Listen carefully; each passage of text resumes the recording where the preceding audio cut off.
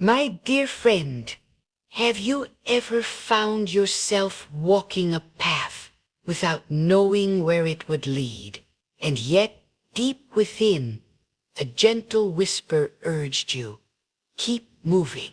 Have you ever sat in the quiet of the night, grappling with doubt, but felt a sacred fire burning in your spirit, reminding you that you are not abandoned? That beloved soul is not your imagination. It's not mere coincidence. It's not just a fleeting feeling. That is the voice of God speaking directly to your inner being. And when He speaks, it echoes through the very foundation of your soul. When God speaks, He brings clarity. He imparts strength. He establishes your steps. There will be seasons in life when the voices of people around you fall silent or fail to understand. But the voice of God will resound in the stillness of your spirit, like thunder from heaven. If you pause and truly listen, you'll begin to notice the subtle signs that you're on the very path He has chosen for you. This word today is for those who are weary of living by sight alone. It's for those who have felt the pain of rejection, the fog of uncertainty, the heaviness of waiting. And yet, despite all that, you have not turned back. You have not given in. You have not given up, because something divine continues to pull you forward. That dear one is the hand of God gently yet powerfully guiding your steps, affirming your journey, revealing that you are walking exactly where He intended. Let me make this plain. Walking in the will of God doesn't mean the journey will be smooth. There will be thorns along the way. There will be storms that test your endurance. There will be valleys cloaked in darkness. But don't be deceived by the struggle. Don't misinterpret the resistance. Sometimes the strongest indication that you are on the correct path is not the presence of peace, but the weight of pressure. Not the cheer of crowds, but the clash of adversity. The world may suggest that hardship is a sign you've missed the mark, but that is a deception. In truth, your trials might be the very evidence that you are exactly where God desires you to be. Hear this deeply. If God has called you to this road, then He has already settled the outcome. Even if you cannot yet see where it leads, even when the path feels uncertain, your obedience is the confirmation that you are aligned with His divine will. You don't need universal approval for your journey. You don't need every door to swing open. You need just one thing, God's confirmation, and He will provide it. Not always through thunderous declarations, but in gentle nudges, sacred moments and spiritual impressions that quiet your doubts and anchor your faith. One of the surest signs that you're walking rightly is something many overlook: divine resistance. Yes, divine. There are times when God will shut doors not as punishment but as protection. He will withhold certain opportunities not because you've erred but because He is planting your roots for something far greater. Don't curse the doors that close. Don't despise the season of delay. That may be God shielding you from what your eyes are not yet ready to see. It's His whisper in the wind saying, keep going. You're on the right path, just not through that door. That's not confusion. That's holy correction, and correction when it comes from God is one of the deepest forms of confirmation. And then there are those sacred moments when everything around you is unraveling, yet your soul remains still. Do you know what I mean? Your finances are tight, relationships feel fragile, dreams seem to be slipping through your fingers, and yet somehow peace remains. It defies logic. It doesn't make sense, but that peace, that is not from this world. That is God. God doesn't wait for circumstances to be perfect before He gives peace. He gives peace when things are in alignment with His divine purpose. Peace in the middle of the storm. That is one of the most unmistakable signs that God is near. It's His quiet way of whispering, do not be afraid, I am here with you. Another undeniable confirmation is provision that comes out of nowhere. You see, when you're walking in God's path, you may not walk in excess, but you will never walk in lack. Provision shows up from unexpected directions through unlikely hands at the very moment you're about to give up. Manna in the desert, water from dry stone, ravens bringing bread in the wilderness. God always finds a way to nourish your soul and sustain your journey when you're aligned with His heart. You may not see the full map, but just as you approach the edge, the road clears, the need is met. That's not random, that's not luck, that's divine provision ensuring you have everything you need to keep going. Let's also talk about the kind of confirmation that comes through conviction. When God is guiding your steps, there will be moments when the crowd cheers yet your heart feels heavy, or when no one seems to notice. But deep within you something pulls strongly, relentlessly toward a path no one else sees. That's not emotion, that's not peer pressure. That's the weight of heaven resting on your spirit. That's God placing a divine assignment inside of you. When you take a step in the wrong direction, it feels burdensome. But when you align with His will, it feels like your spirit is breathing again. That is not just a feeling. It's a spiritual compass, and only a surrendered heart can fully recognize it. When your inner conviction begins to match your outer direction, you're no longer just moving, you're being led. Listen closely now, child of God. Not everyone will understand the journey you're on, because it was never given to them. Stop craving validation from people who weren't in the room when God whispered destiny into your spirit. Stop second-guessing your obedience just because your steps don't fit someone else's standard. If you are obeying God, then you are already walking in success. If you are aligned with purpose, then you are walking in power. Obedience is the proof. Purpose is the evidence, and peace is the divine promise. And yes, another powerful sign that you're on the right path is the resistance of the enemy. Make no mistake, the enemy will not remain silent when you are close to your calling. He will release lies. He will ignite distractions. He will attempt to drown you in fear, weariness, and shame. But understand this. If the enemy is fighting you, it's because what you're carrying threatens his agenda. He doesn't pursue the lukewarm. He doesn't torment the apathetic. He attacks the chosen, those who are walking in step with heaven's plan. The more fierce the warfare, the more confident you can be. You are walking in the fire of divine calling. So don't shrink back. Don't curse the fight. Worship through the warfare. Push through the pressure. That very battle you're facing, it's not a sign you're off course. It's a confirmation. It's heaven's whisper that you're exactly where you're meant to be. And don't overlook the evidence of fruit. God will always validate His path with fruit. Maybe not instantly, but inevitably. You'll begin to see signs not just in what your hands produce, but in what your heart becomes. The path of God doesn't just take you somewhere new, it makes you someone new. You grow in patience, you deepen in focus, you develop resilience, you surrender more fully. This transformation of the soul is one of the clearest indicators that you're walking in divine purpose. It's not always about visible success, it's about the invisible shaping of your spirit. God isn't merely leading you toward a destination. He's forming you into a vessel strong enough to carry the blessing when it comes. And when the time is right, divine alignment will unfold. Doors you couldn't open will swing wide. People you didn't search for will show up with the answers you need. Places you never planned to step into will welcome you. And somehow it all fits. That's not coincidence. That's not strategy. That's the signature of heaven. That's divine choreography.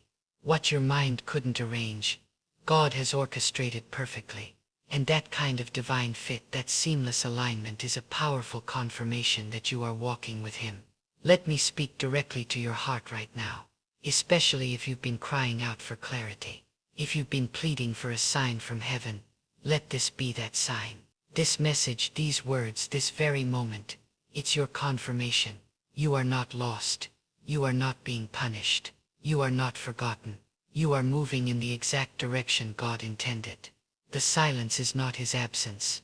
The delay is not His rejection. even if it feels lonely, even if no one else affirms your steps. God is with you. God is within you. God is for you. Keep going. Keep trusting. Keep obeying. Even if no one acknowledges it, God does. Even if there are no cheers, His approval is more than enough. And when God gives His approval, no man can cancel what He's commissioned. When God opens a door, no one can close it. When heaven speaks over your life, hell cannot reverse it. You are not merely walking. You are walking in destiny. You are planted in divine purpose. You are wrapped in the covering of the Almighty. Understand this. Sometimes the path God chooses will lead through deserts before it reaches the promised land, through refining fire before resurrection glory. So don't confuse discomfort with disqualification. Don't mistake pain for punishment. Pain can be a tool of preparation. The fire you feel is not here to destroy. It's here to purify.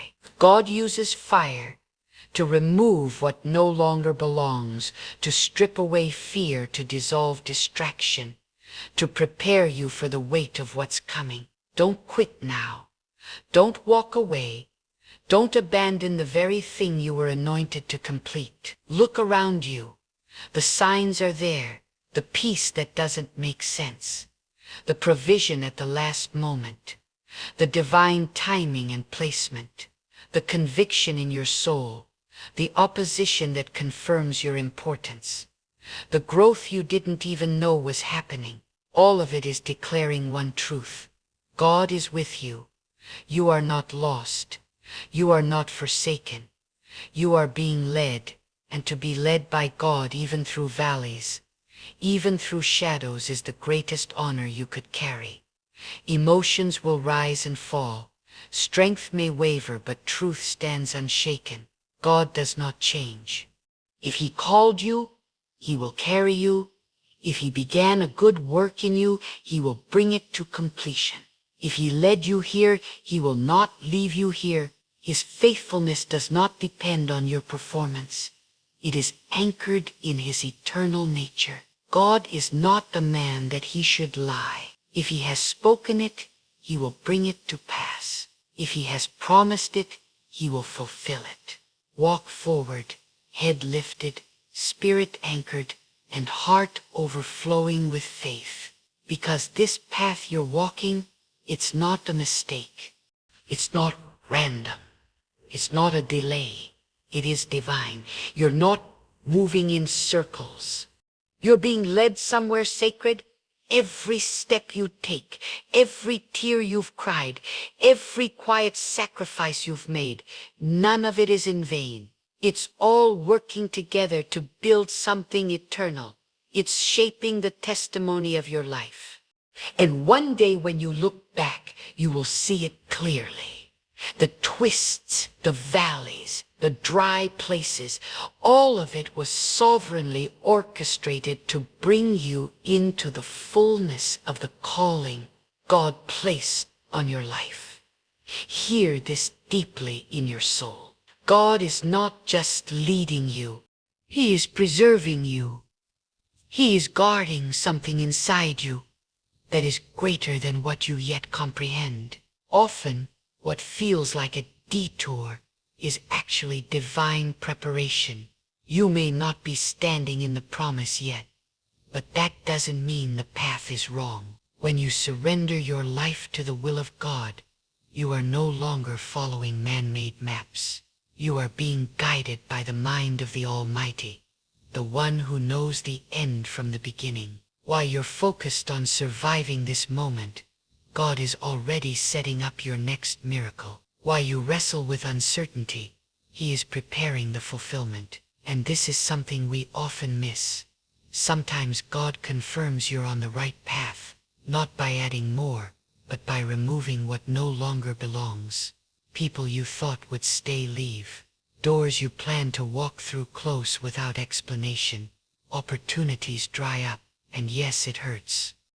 But in God's kingdom, subtraction can be the clearest form of elevation. When he takes something or someone out of your life, it's often because they can't go where he's taking you. So trust the empty space. Trust the loss. They are not signs of rejection. They are signs of realignment. Understand this. When you walk the path God ordained for you, your life will start to look unfamiliar. You'll be set apart. You'll be misunderstood. You'll carry a different rhythm than the world, because you were never called to fit in. You were called to follow the whisper of heaven, even when it means walking alone. There will be seasons where obedience is your only companion, moments where it feels like no one else understands. But don't fear the isolation. Don't despise the silence. God does some of his most powerful work in caves, in deserts, in quiet corners of the night. These aren't wasted seasons. They are sacred. They are where God refines those he's chosen. They are where destiny is forged in the fire of intimacy. And here's a sign you're right where you should be.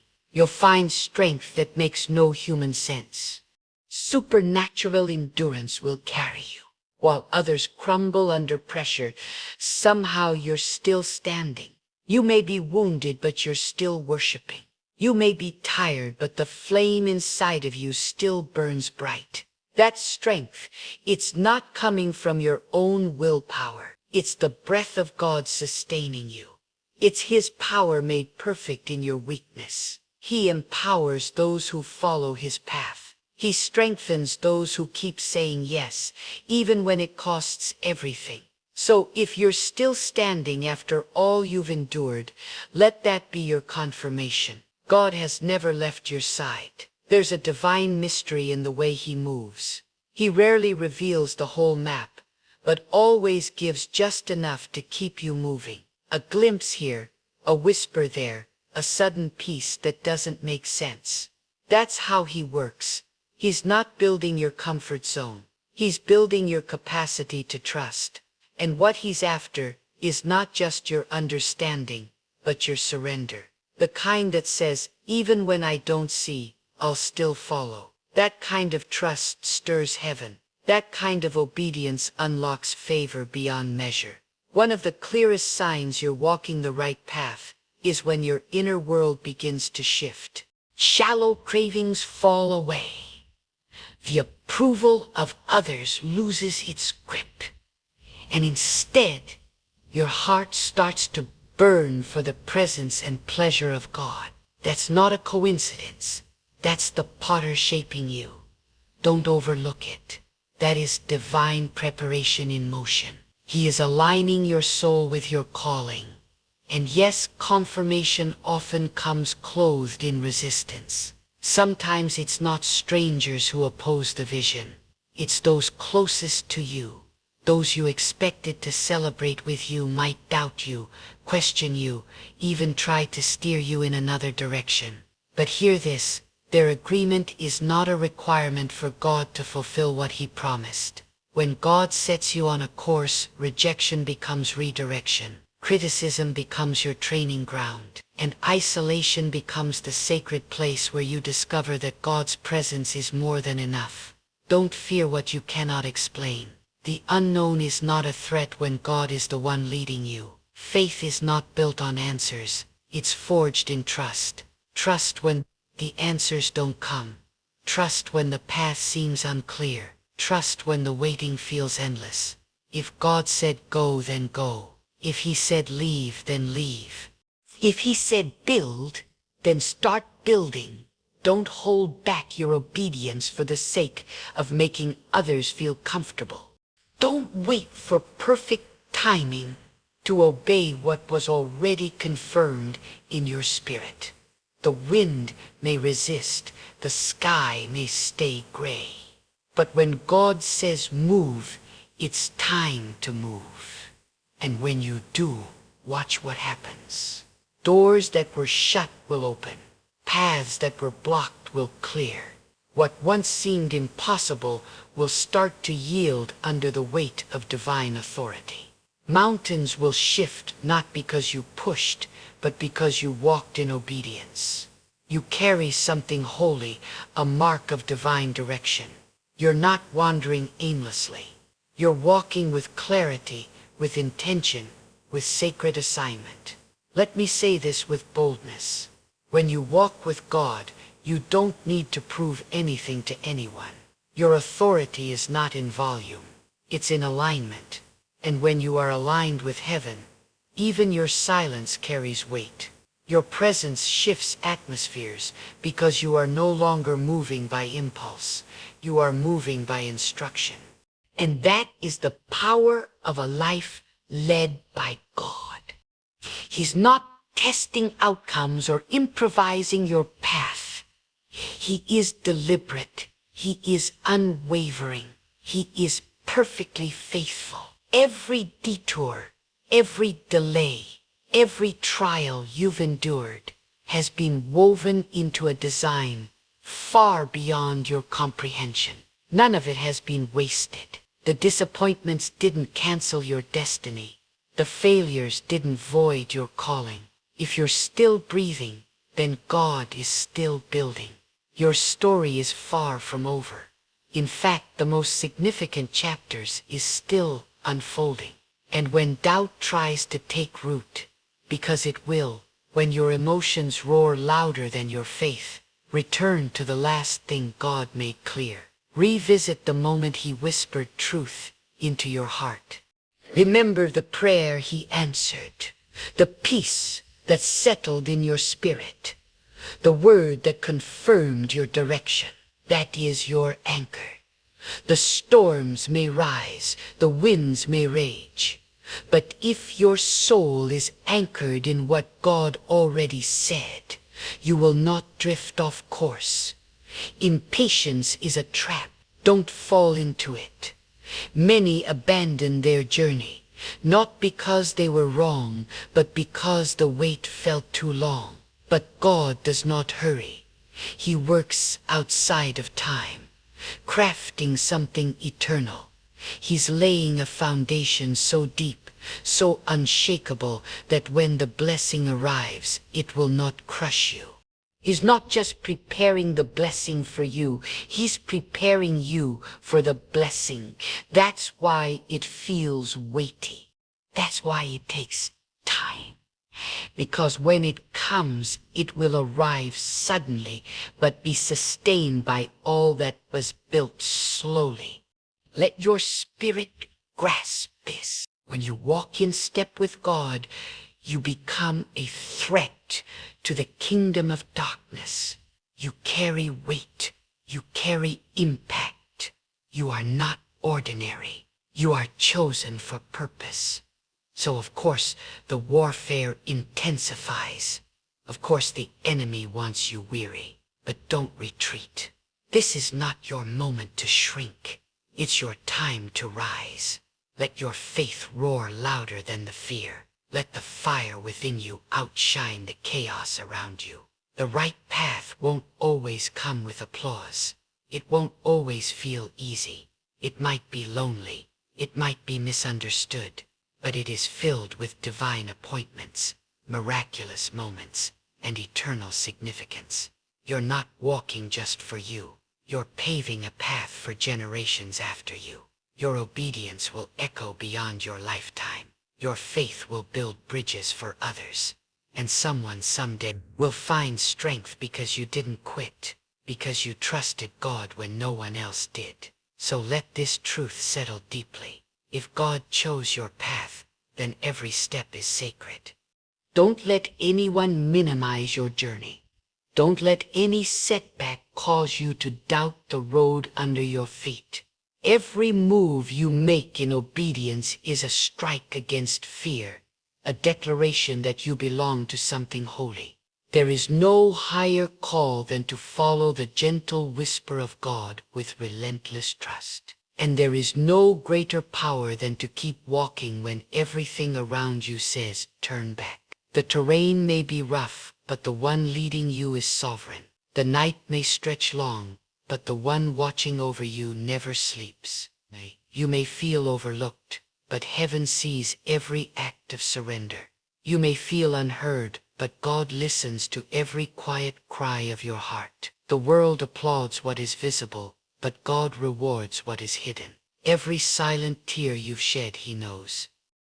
Every whispered prayer in solitude, He remembers. Every time you stood firm when compromise seemed easier, it is recorded in eternity. You are not invisible. You are not forgotten. You are covered in divine favor, not because of your strength, but because of your trust. When God places His mark on your life, no rejection can erase it. No human opinion can alter it. No past failure can revoke it. His purpose is not fragile. It does not unravel when you falter.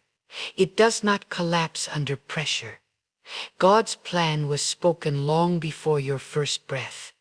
You were never meant to merely survive. You were created for something eternal. And it is this divine purpose, this sacred assignment that sets your journey apart. So do not compare. Do not measure your pace by someone else's milestones. God is not governed by your clock. He is shaping your soul. And as He does, you will begin to notice signs, subtle, sacred, undeniable, that confirm His hand over your life. You'll look around and everything may seem unchanged, but deep inside transformation will stir. You'll rise with new strength that has no logical explanation. Words will come that you didn't rehearse. Doors will open to places you never planned to go. These are not accidents. They are divine designs. Even when nothing appears to move, God is working. Sometimes His most powerful acts are unseen, but deeply felt by the heart that walks close with Him. Have you felt that peace descend in a moment of chaos? That's a sign. Have you faced a storm and found your soul strangely still? That's a sign. Have you chosen truth when it cost you and then felt an unexpected strength rise within?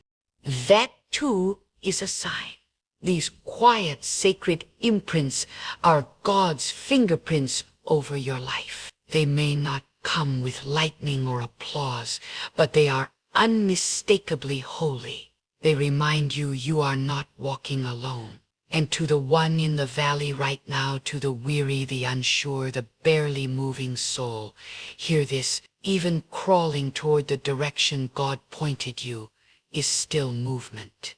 Even standing still in obedience while others run ahead is still strength. The valley isn't punishment, it's preparation. It's where God breaks down the old to reveal what He's placed deep within. You're not buried, you're planted. And in His time you will rise, you will bloom, and your story will testify not of your might but of His faithfulness. Another unmistakable sign that you're walking in the will of God is the emergence of divine clarity. As you journey deeper with Him, the distractions begin to fade.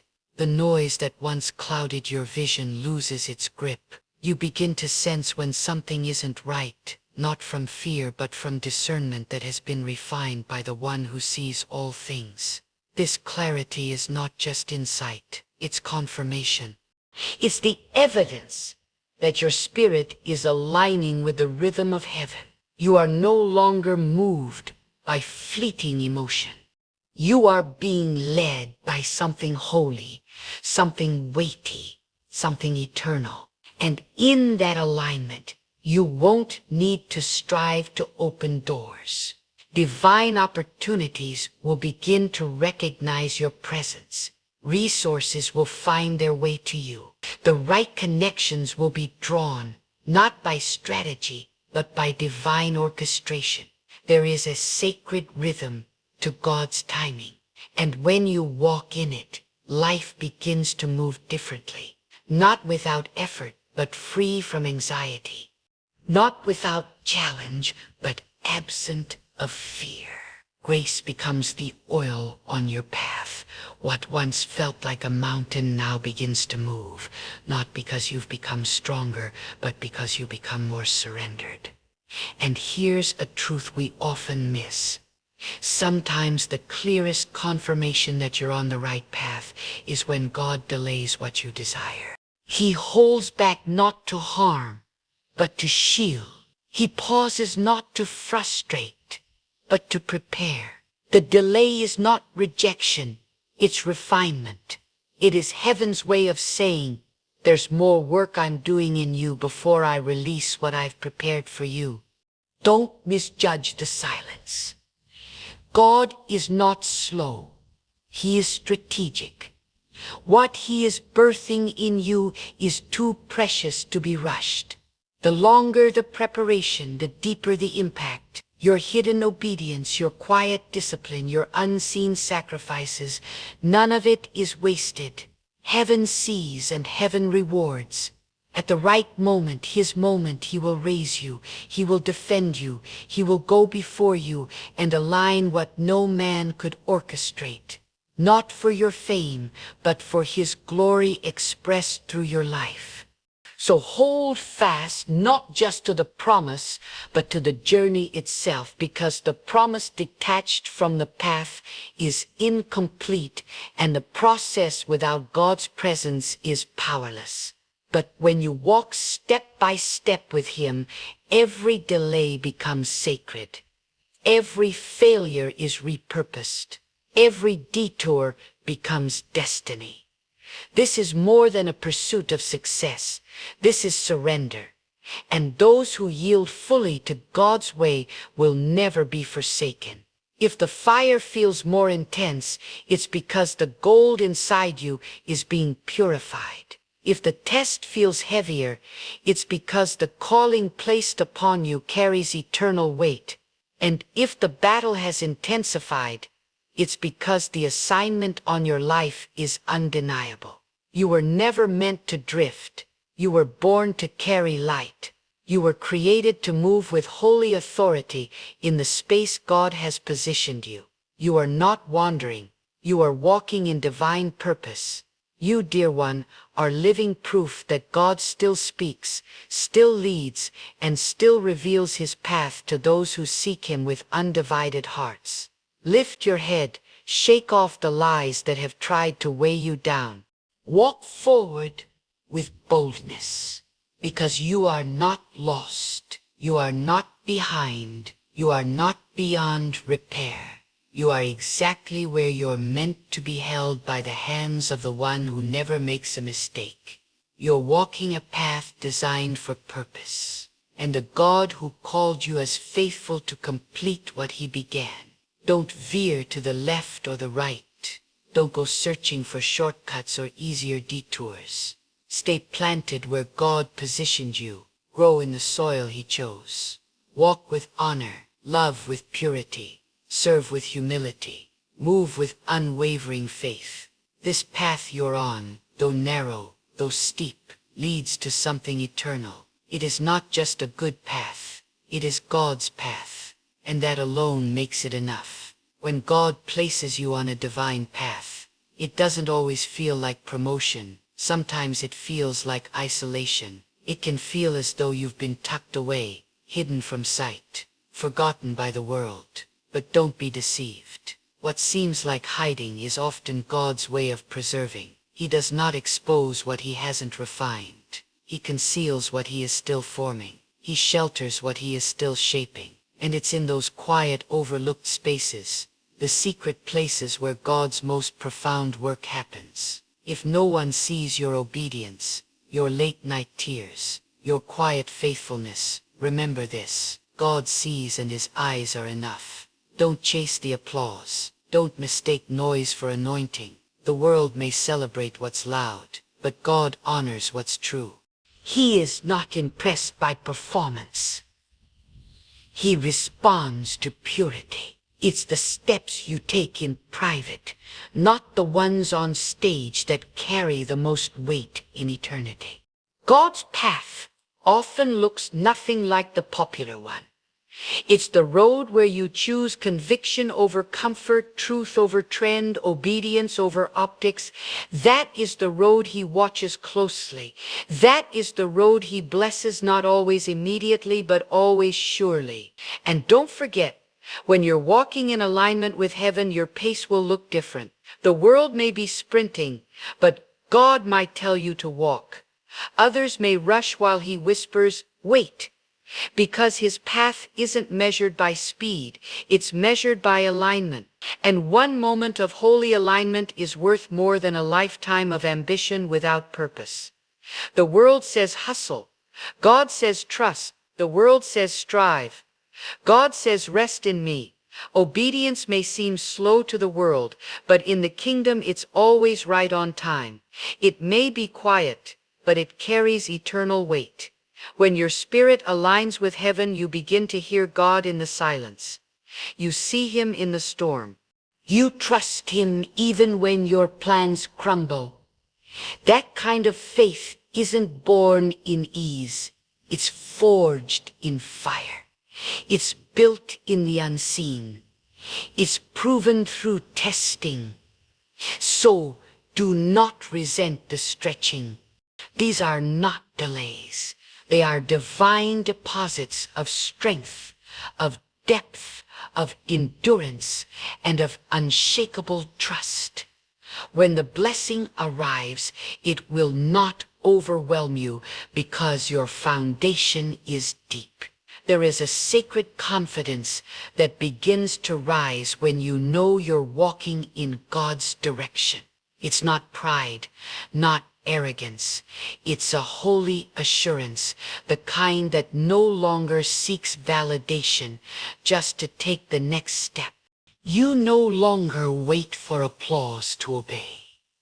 You no longer need consensus to believe. You don't depend on visible doors to feel worthy. You move because God said move. You stand because he said stand. And you wait not in doubt, but in faith, because he whispered not yet. That kind of faith cannot be shaken by fire. That kind of obedience unsettles the enemy, because now you're not chasing outcomes. You're anchored in purpose. And hear this, the enemy won't always come to destroy. Sometimes he'll simply try to distract. He'll place imitation paths next to your divine one, roads that promise ease, but lead to emptiness. Paths that appear pleasant, but are paved in compromise. Be cautious with comfort when it pulls you from consecration. The path of God may not always feel easy, but it is always sacred. It is set apart. And anything sacred will always require surrender. Not to earn his love, but to live in his liberty. When you lay down the temporary to embrace the eternal, you're declaring with each step, I trust God more than I trust my own understanding. Yes, there will be those who question your path. Some will say, you're wasting your time, or your dreams are too big.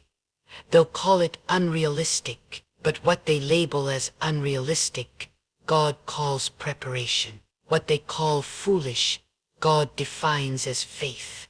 You don't need their agreement because they weren't given your vision. God didn't whisper your assignment into their hearts.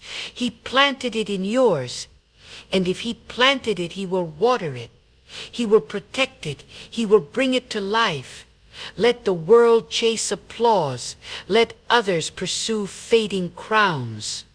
But as for you, chase the presence of God. That is the real reward. That is the treasure that cannot be stolen. If God is with you, you already have the victory. If God approves you, no human rejection can undo it. The path you walk may not be met with praise, but it will be drenched in his presence.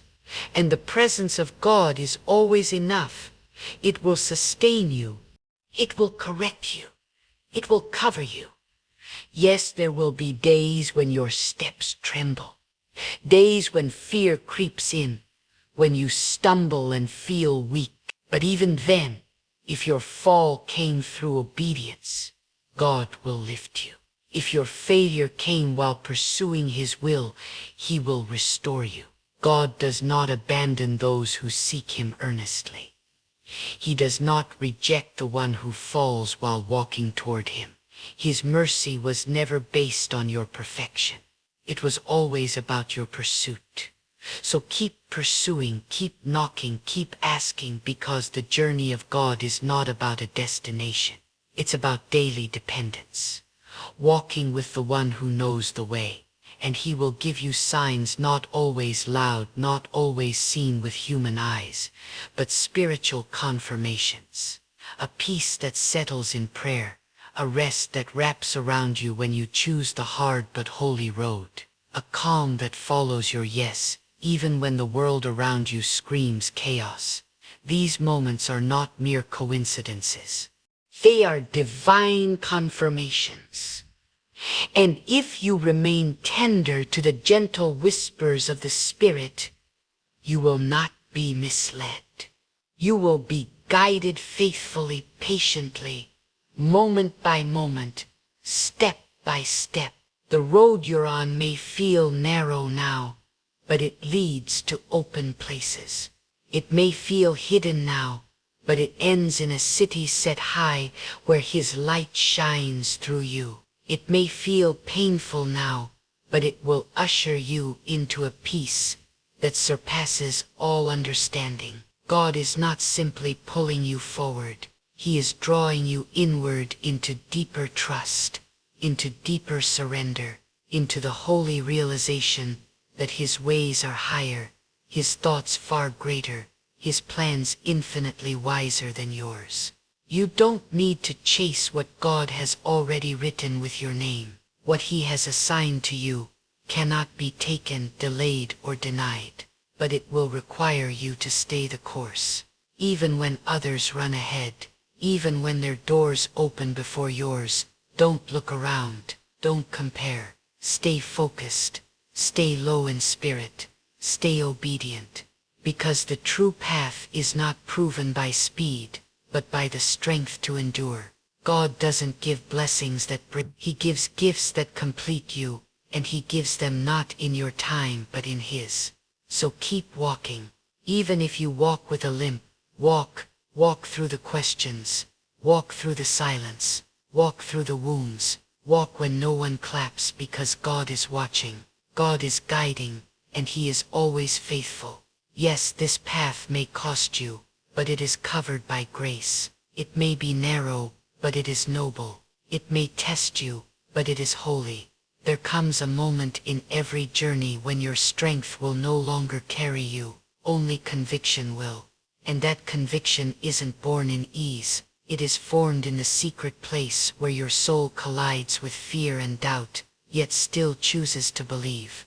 That holy tension, that space between what you see and what God promised, is where you learn who you truly are. You weren't created for comfort. You were created for purpose, and purpose always demands endurance. Purpose demands faith when facts suggest otherwise. And when you stay faithful in uncertainty, every step becomes sacred to God. This is not the path of popularity. This is not the shallow shore. This is the deep calling unto deep. This is the voice of your Father saying, come up higher, go further, trust me deeper. And every time you say yes, every time you silence fear and lean into obedience, you are ascending into a destiny prepared for you long before you were born. It is not arrogance to believe you were made for more.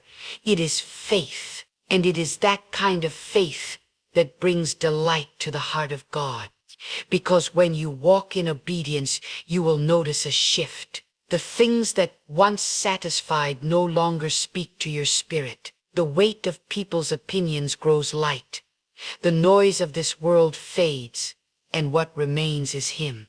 You stop striving for an illusion called perfection and begin walking in the purpose heaven designed for you. And that very shift is a sign you are no longer being guided by the flesh, but by the Spirit of the living God. No longer reacting by impulse, but responding to divine instruction. That is not weakness. That is sacred alignment. It is proof that God is not just blessing you, He is entrusting you. The way of the Lord matures you. It cultivates in you an endurance that comfort could never teach. You don't merely learn to wait, you learn to wait with grace. You don't simply learn to pray, you learn to persist when the answer delays. And in that divine stretching, your spiritual capacity expands. You grow stronger not because you fought every battle alone, but because you surrendered the war into God's hands. You chose to be led even when the way seems senseless. And that surrender, it's not fragility. It is authority placed under divine power. There will be seasons where the right path feels wrong only because it doesn't align with your expectations. But let this be clear. God is not required to explain His design before He unfolds it. He is not limited by your timeline, your plan, or your reasoning. What appears to be a delay is often divine strategy. What feels like loss is often wrapped in deep wisdom. If your eyes stay locked on what should have been, you'll miss what God is unfolding right now. So stay soft, stay yielded, release the blueprint, embrace the promise. Because when God is leading, you won't need to strive. You won't need to compare or manipulate outcomes. You move with clarity, not chaos. You speak from discernment, not fear. You make decisions not under pressure, but in the stillness of peace. And that peace, it's not passive, it's prophetic. When your soul rests while the storm howls, it's heaven declaring, "This is the way, walk in it." And yes, the right road will have giants. You'll face walls that seem impossible, rivers too deep, opposition too loud. But don't misread that as a warning to retreat. It's often the confirmation that you are nearing your breakthrough. Resistance is often the most reliable sign that you're standing on promised ground. And the God who brought you there will not abandon you. He will cover you. He will uphold you. He will pour strength into your weary bones. But you must not retreat. Don't look behind you. Don't let fear rob you of a future shaped by faith. Hear this clearly. Pain does not equal the absence of God. Don't let emotions drown out your spiritual discernment. Feelings may be loud, but they're not always accurate. So lead your soul with the truth. Don't follow confusion masquerading as feeling.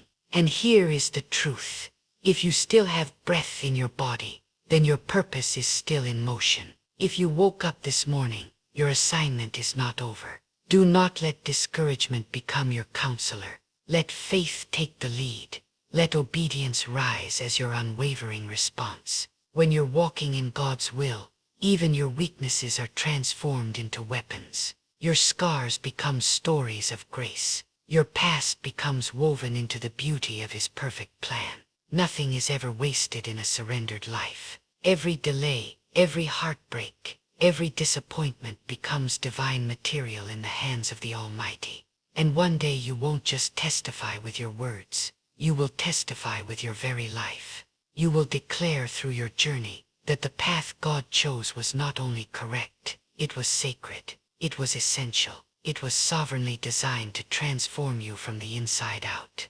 You must understand this, beloved. The right path isn't only about arriving at the promise. It's about becoming the person who can faithfully carry it.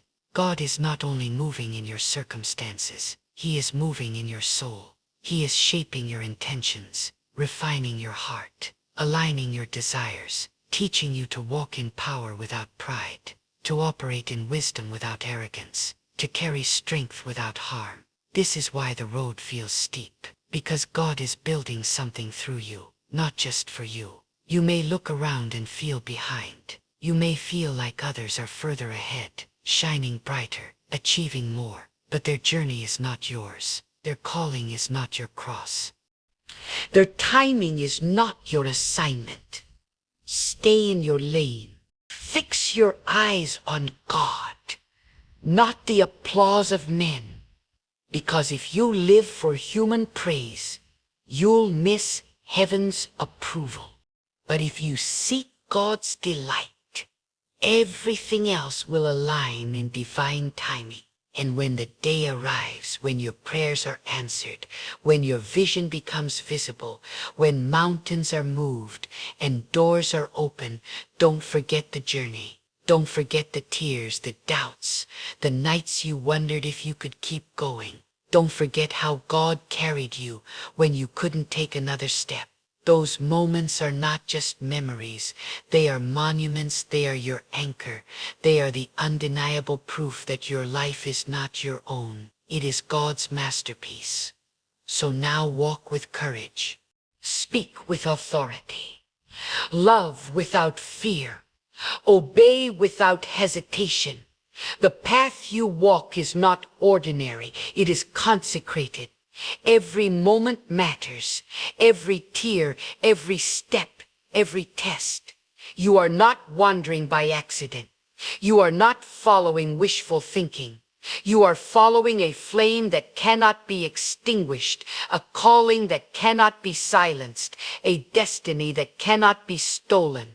You are exactly where God has placed you, not because it's painless, but because it is ordained. And the same God who sees the end from the beginning is leading you with a love that never fails. So let this truth anchor you. God does not err. If He called you, He will empower you. If He brought you here, He will carry you through. And if you're walking the very road God designed for you, then rest assured you are exactly where you're meant to be. Don't let the noise of this world drown out the whisper of the one who knows your heart best. Walk on with holy confidence. Stand unwavering in faith. Move forward with a calm assurance that the Almighty, the All-Wise, the one who sees what you cannot, is guiding your every step. Even when the path ahead seems unclear, let each breath become a quiet proclamation of trust. Let every stride be evidence of unwavering faith. Let your journey become the loudest voice that silences every doubt. You are not lost. You are not wandering. You are being led hand in hand with the God who never falters and never fails. The road may be tight, the incline may be harsh, but the destination is sacred. So cling to His promises. Do not lean on your limited view. In every decision, in every turn, acknowledge the Lord, and He will continue to make your path straight. You're not merely walking. You're fulfilling divine purpose. You're not simply moving. You're being molded by heaven's hand. You're not just enduring. You're being prepared for a glory far greater than you can imagine.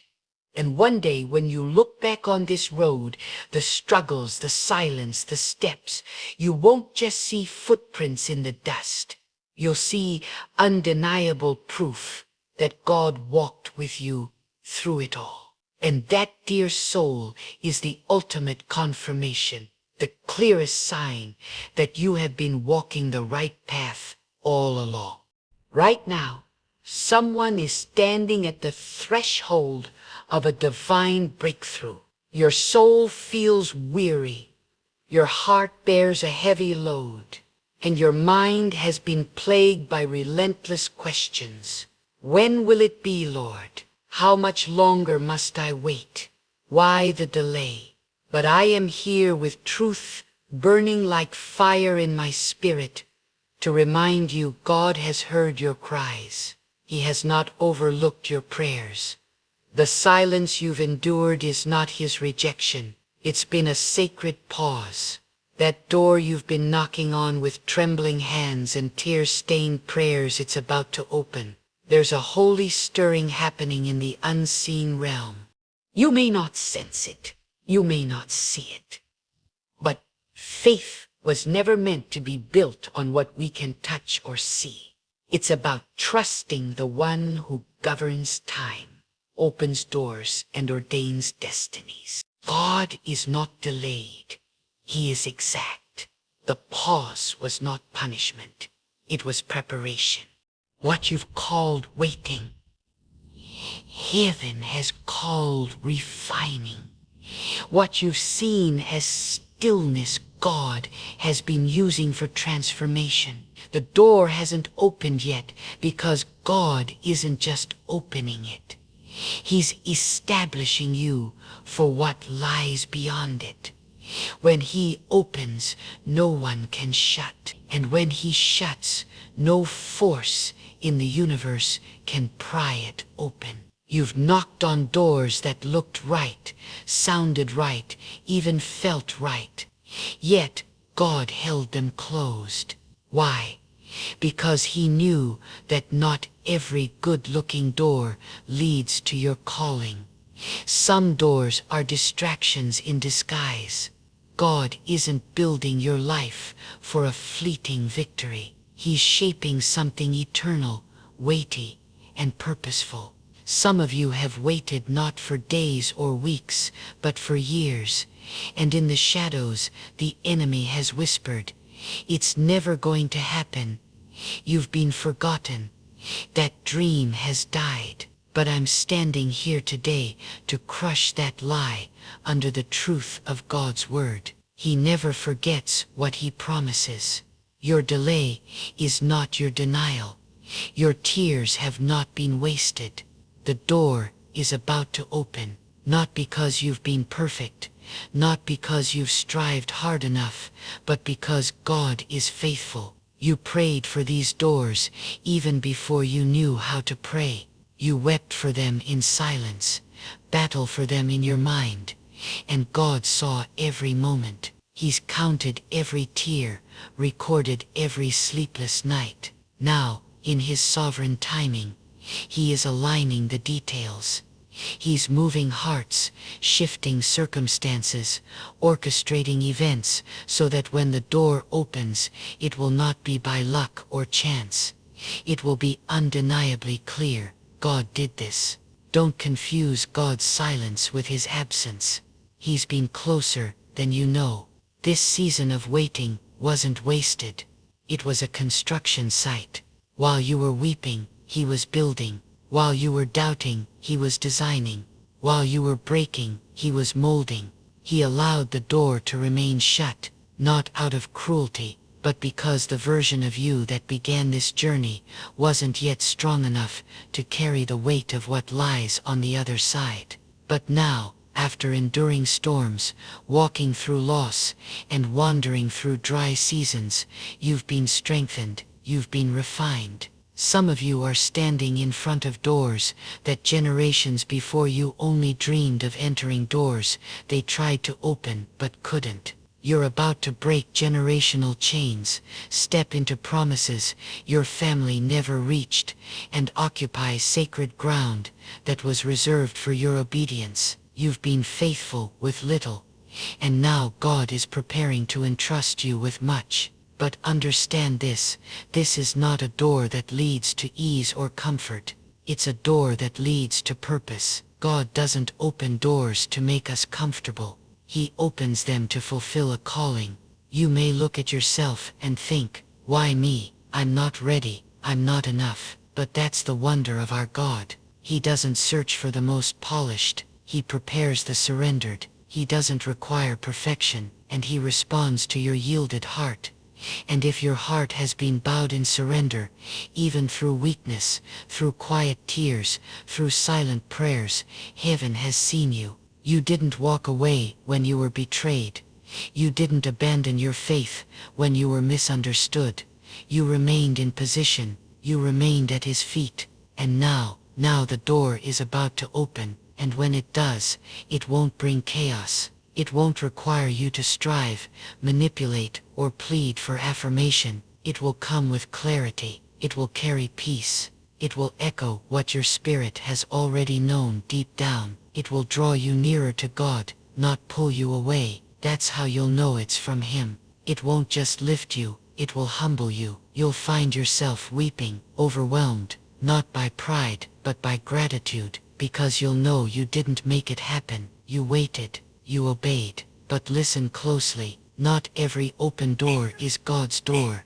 There are counterfeits. The enemy delights in offering premature opportunities disguised as divine appointments. Just because a door swings open doesn't mean it was opened by God. Test the spirit. Ask, does this draw me closer to God or deeper into self? Does it bring lasting peace or fleeting pleasure? Discernment is essential in this hour. Many are weary, not because they've been waiting, but because they've been striving, banging on doors never assigned to them, pleading for what was never part of their divine portion. Let go, release your grip, come back into alignment. When you seek Him above all else, the doors meant for you will open, not by striving, but by surrender. God isn't looking for the loudest knock, He's looking for the deepest trust. And for those of you who have experienced deep loss, buried your dreams, mourned a silence, and questioned your worth, I declare this truth over you today. God is about to redeem the time. Not a moment will be wasted. Every tear, every ache, every chapter closed in pain, He will use it all. He is the restorer, He is the redeemer, and the door He is opening will be worth every step of the journey that brought you here. You thought it was finished. You believed the door had shut for good. But hear this, God is the God of restoration. He doesn't simply return what you've lost. He gives you more. He redeems with overflow. He opens doors so full of glory, they make you forget the pain of the previous season. What's coming will bring clarity to your suffering. It will make the waiting make sense. Some doors do not yield to striving. They respond only to favor. And the favor of the Lord is about to rest upon you in such a way that what others labor for, you will receive by divine assignment. That promotion, that breakthrough, that opportunity, it's not coming through networks or status. It's coming through covenant. You've been hidden, not forgotten, not rejected, but hidden on purpose. God was shaping you in silence, so He could reveal you in triumph. And when the door opens, because it will open, walk through it with courage. No hesitation, no fear, no looking back. God doesn't bring you this far to leave you dangling in doubt. He brings you this far to lead you into divine transition. What's ahead carries more weight, more promise, more glory than what you're leaving behind. So stop grieving what closed. If it shut, it served its purpose. If it ended, it wasn't yours to keep. The door in front of you is greater than the one behind you. Trust the hand that guides you more than the season that shaped you. What's about to open will shift everything. Your finances, your family, your mindset, your health. It's all divinely connected. And when this door opens, it's not just for you, it's for everyone tied to your obedience. You are the one God has chosen to go first to break through so others can follow. Don't downplay your role. Don't retreat into false humility. Walk forward with boldness. Walk with intention. Walk knowing that God Himself has gone before you. And yes, there will be opposition, because open doors often come with resistance. But you are not alone. The same hand that opens the door will guard it. The same presence that called you will cover you. No weapon formed against you will prosper. The critics may speak, the doubters may rise, the enemy may roar, but no force on earth can shut what heaven has opened. And listen closely. Some of you aren't just waiting for a door, you are the door. You are the vessel God is using to bring restoration to your family, hope to your city, and revival to the dry places. Don't limit your expectation to material opportunities. You are the divine access point through which heaven is about to touch earth. You're not waiting for a platform. You are the platform. You're not waiting for the miracle. You've been chosen to carry it. But before the door opens fully, make sure your heart is ready. God is not only elevating your influence, He's refining your character. He's aligning your heart with His holiness. He wants integrity to match your anointing. This is the time to cleanse, to forgive, to release every hidden offense, to repent, to surrender, to consecrate, because the greater the door, the higher the calling, and the higher the calling, the deeper the consecration. Don't just prepare your hands, prepare your heart. And when the light breaks through that open door, when His glory floods the room, remember who brought you there. Remember your God. Don't forget the nights you wept in silence. Don't forget the days you fasted when no one knew, the unseen battles you waged in the quiet. Don't allow success to dull the sound of the voice that carried you here. Stay grounded, stay grateful. Stay surrendered, because the same God who opens doors is the one who will close them the moment pride walks in. This is your moment, your season, your divine appointment. Heaven is leaning in. Angels are watching.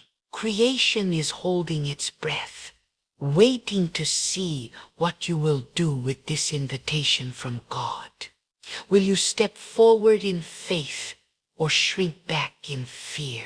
Will you perceive the door or miss it in distraction? Will you follow His voice even when it defies logic? I pray you choose obedience. I pray you choose trust, because the door you've been waiting for is not just about your elevation. It's about divine destiny, and destiny does not linger forever. God is not a man that He should lie. What He has spoken over your life, He will fulfill. What He began, He will bring to completion. What He declared, He will perform. The door is opening. Can you sense it? This is not emotional hype. This is sacred. And if your spirit is tuned to heaven, you already feel the shift. This is the moment that changes everything. There is a point in every journey where human strength reaches its limit. You've prayed, you've fasted, you've believed, you've waited, you've crawled forward in faith, and yet the door remains shut.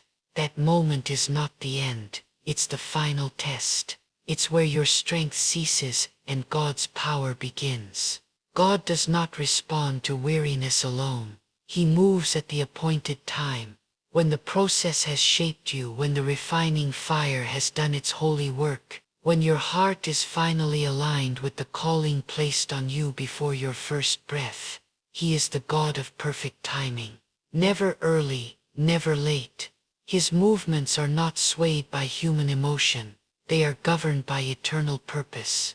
You may feel buried in obscurity, but God hasn't buried you. He's planted you. And what's been planted must break before it grows. Don't despise your breaking. Don't resent the season of hiddenness. It's in the stillness, in the solitude, where God does His most sacred work. The roots grow deep before the fruit ever appears. Every closed door was God's mercy. Every delay His protection. What felt like rejection was actually His shield, sparing your soul from unseen destruction. Because not every good thing is a God thing. And sometimes God closes the door you're fixated on so He can open one far greater than anything you dared to ask for. This is why your prayer life must evolve from God. Give me to God. Prepare me. Because when God opens a door, He doesn't want you to merely step through it. He wants you to flourish in it.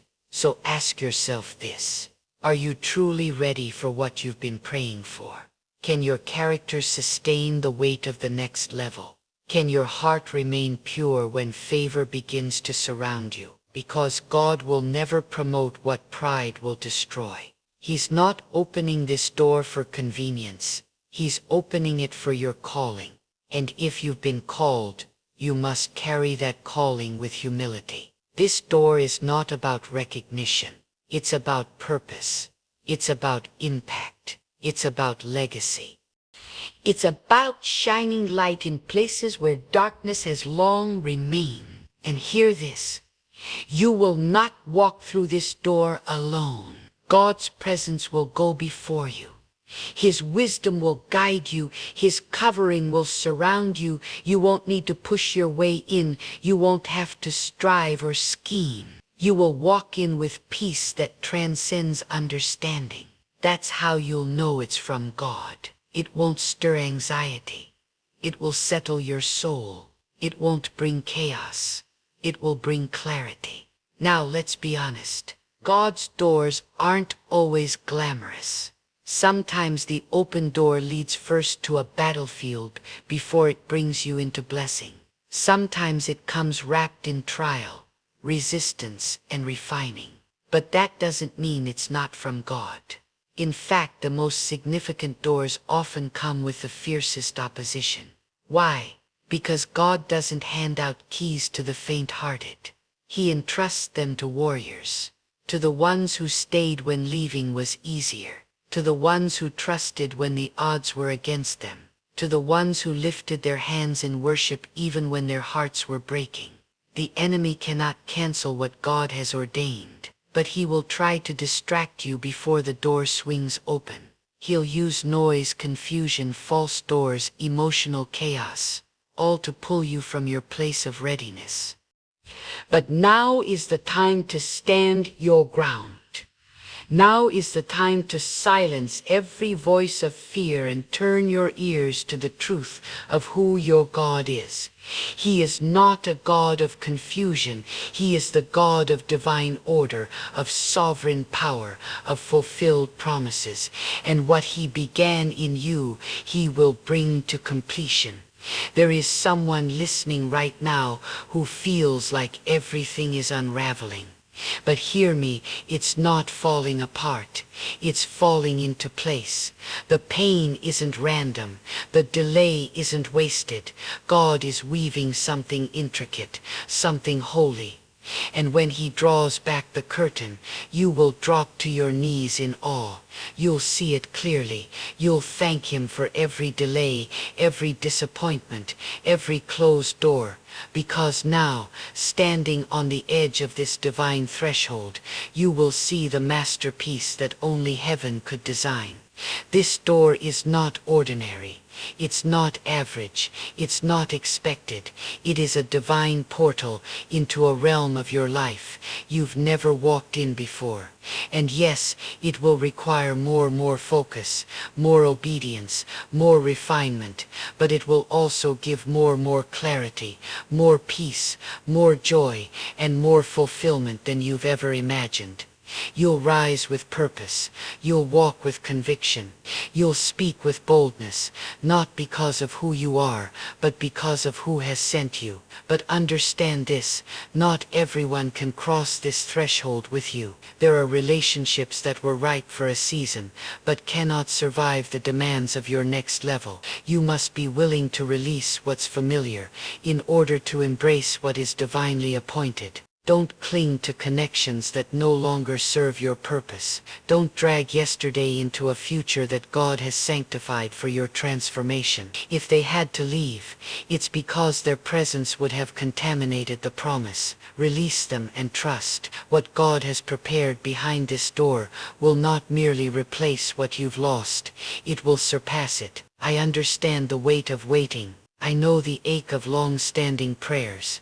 But I also know the beauty of God's perfect timing, and what he's about to do in your life is not small, it's not conventional, it's not something that can be explained by logic or achievement. It will leave people asking, how did this happen? And all you'll be able to say is, God opened the door, because that kind of door doesn't make room for pride. Only praise. You won't need to explain yourself. You won't need to prove anything. The fruit will speak. The evidence will silence every critic. The transformation will be undeniable. Even those who once doubted, you will have to acknowledge the hand of God upon your life. That's the power of a door opened by heaven. It silences the slander. It elevates without explanation. But never forget, the door is not the destination. It's only the beginning. It's the launch into a new chapter. And with every new chapter comes deeper responsibility. You must steward this moment with integrity. You must walk faithfully, not just in the light, but in the quiet places where no one sees. Stay aligned with God in the secret place, because the same God who opened this door is watching how you carry it. This is holy ground. This is sacred. And you were chosen not because you were the most qualified, the most gifted, or the most known, but because of your heart. Because God saw what no one else did. He saw your quiet faithfulness. He saw your loyalty in the desert. He saw the honor you gave him when no one was watching. And now he is about to reward what only he witnessed. This is not a reward you earned. It is a release, a divine appointment, birthed in the secret place, revealed in its due season. The world may not recognize you. The crowds may not cheer for you, but heaven sees and heaven moves. And when heaven moves, no power on earth can stand in the way. This is more than a promotion. This is a divine shift, and you must move with it. Prepare not just for what's coming, but for who you must become to carry it. Because God did not open this door for you to remain the same. He opened it to call forth the version of you that he always intended to reveal. Let your posture remain humble. Keep your spirit teachable. Let your life become a vessel through which the glory of God can be revealed. The door is near, and when it opens, it will confirm what your spirit has always sensed. You were never forgotten. You were never forsaken. God has been working behind the scenes all along.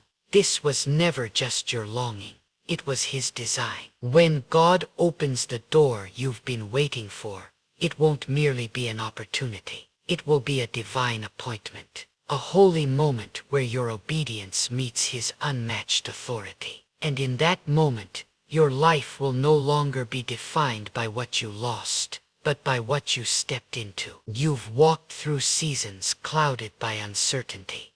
But now the light of God's timing is about to break through, bold and undeniable. Not because you demanded it, but because you were prepared for it. God does not respond to entitlement. He honors endurance. And you endured. You stayed faithful. You stood when it was easier to fall. Now the heavens are stirring to release what your faith already embraced. But hear this, what's waiting behind the door is not only for you. God is opening this door, not just for your blessing, but for breakthrough in the lives of those connected to your journey. Your story is about to become someone else's survival map. Your testimony will set others free, because God uses doors not simply to elevate individuals, but to advance his kingdom through yielded hearts. You are being positioned, not for applause, but for purpose, a vessel of his mercy, power, and presence. Don't confuse this divine moment with earthly success. The world seeks platforms and applause, but the door God opens, it leads to calling. It leads to assignment. It leads to sacred responsibility. You won't walk through it for approval. You'll walk through it in authority. And that authority won't come from people. It will come from the one who called you. It will come from the fire you survived, from the prayers you poured out in silence, from the tears no one saw, from the nights you held on to invisible promises. Some of you have been wondering, questioning, feeling unseen and forgotten. But hear this clearly. Your steps were not wasted. Your detours were not delays. They were divine preparation. God does not waste pain. He does not waste process. Every disappointment, every delay was building something deeper, a foundation strong enough to hold the weight of the glory that's about to be revealed.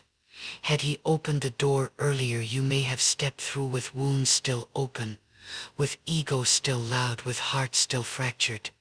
But now you're whole, you're refined, you're wiser, you're forged by fire, not flattery. You are ready. This next season isn't about striving. It's about receiving. Because when God moves, it's not by human calculation.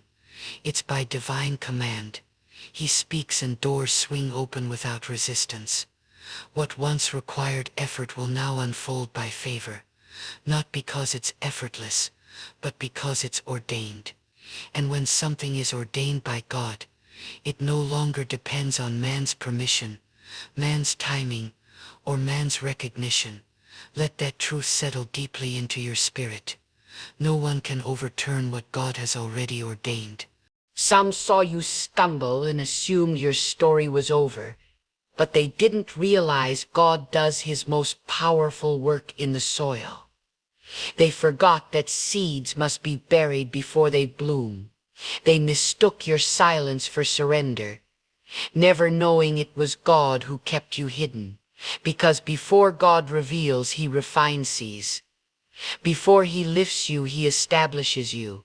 And now, after the fire and the quiet and the shaping, your roots are deep, so deep that no storm can shake you. You're not just rising, you're rising with a foundation. And let me speak this with urgency. Do not wait for perfect conditions to move. If you're waiting to feel fully qualified, fully ready, completely flawless, you'll miss the moment. God is already prepared. He's not waiting for your perfection. He's waiting for your obedience. When the door opens, walk through. When the call comes, answer. When the opportunity arrives, step into it.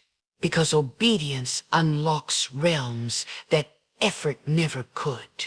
When God says, go, go, even if your knees are trembling. Because trust was never about full clarity. It's about full surrender to the one who leads. And what if the door God is about to open isn't the one you expected?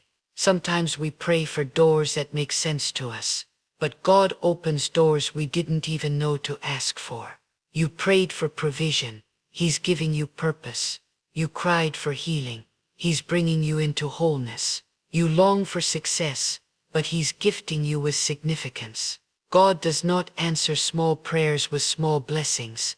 He answers them with destiny. That's why you must release your limited vision. Let go of the picture you painted in your mind, because his thoughts are higher. His ways are greater. His design is deeper.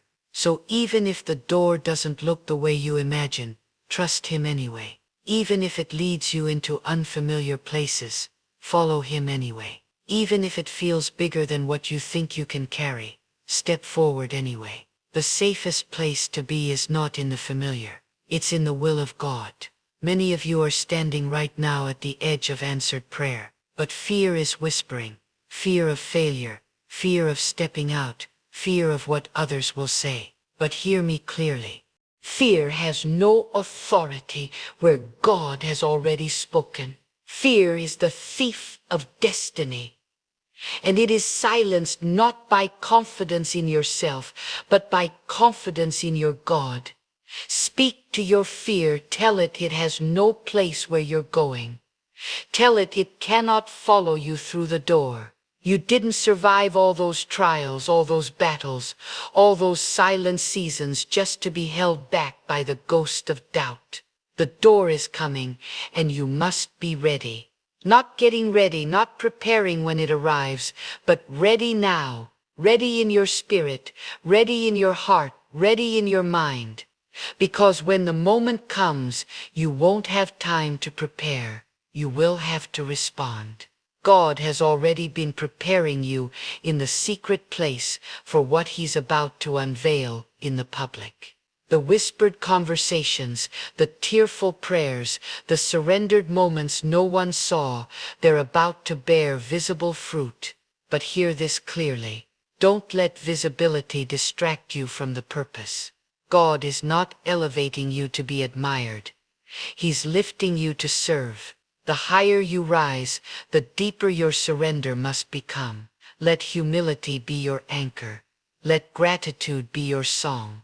Let reverence be the compass that keeps your soul aligned with heaven. Because the greatest tragedy is not a door that stays closed, It's a door that opens and is mishandled. You must enter this door with your eyes fixed on the Father, your ears attuned to his whisper, and a heart not chasing applause but longing for obedience. This is sacred ground. This is holy territory. And what God is placing in your hands cannot be taken lightly. Don't rush. Don't panic. Don't compare your timeline to anyone else's. God's timing is intentional. His preparation is personal. And when he opens your door, it will not resemble anyone else's because it was crafted for you alone. And the beauty of God's doors is this: they only open to your obedience. No one else can walk through what God has destined for you. No one can take it. No one can block it, because when God opens a door, it comes sealed in his authority. And no force in heaven or on earth can overturn his decree. Let this truth sink deep. The door you've been waiting for won't open to affirm your ego. It will open to accomplish his purpose. You are not the center of the blessing God is. You are not the architect of the breakthrough. He is. And that's what makes it sacred. This door is not about visibility, influence, or image.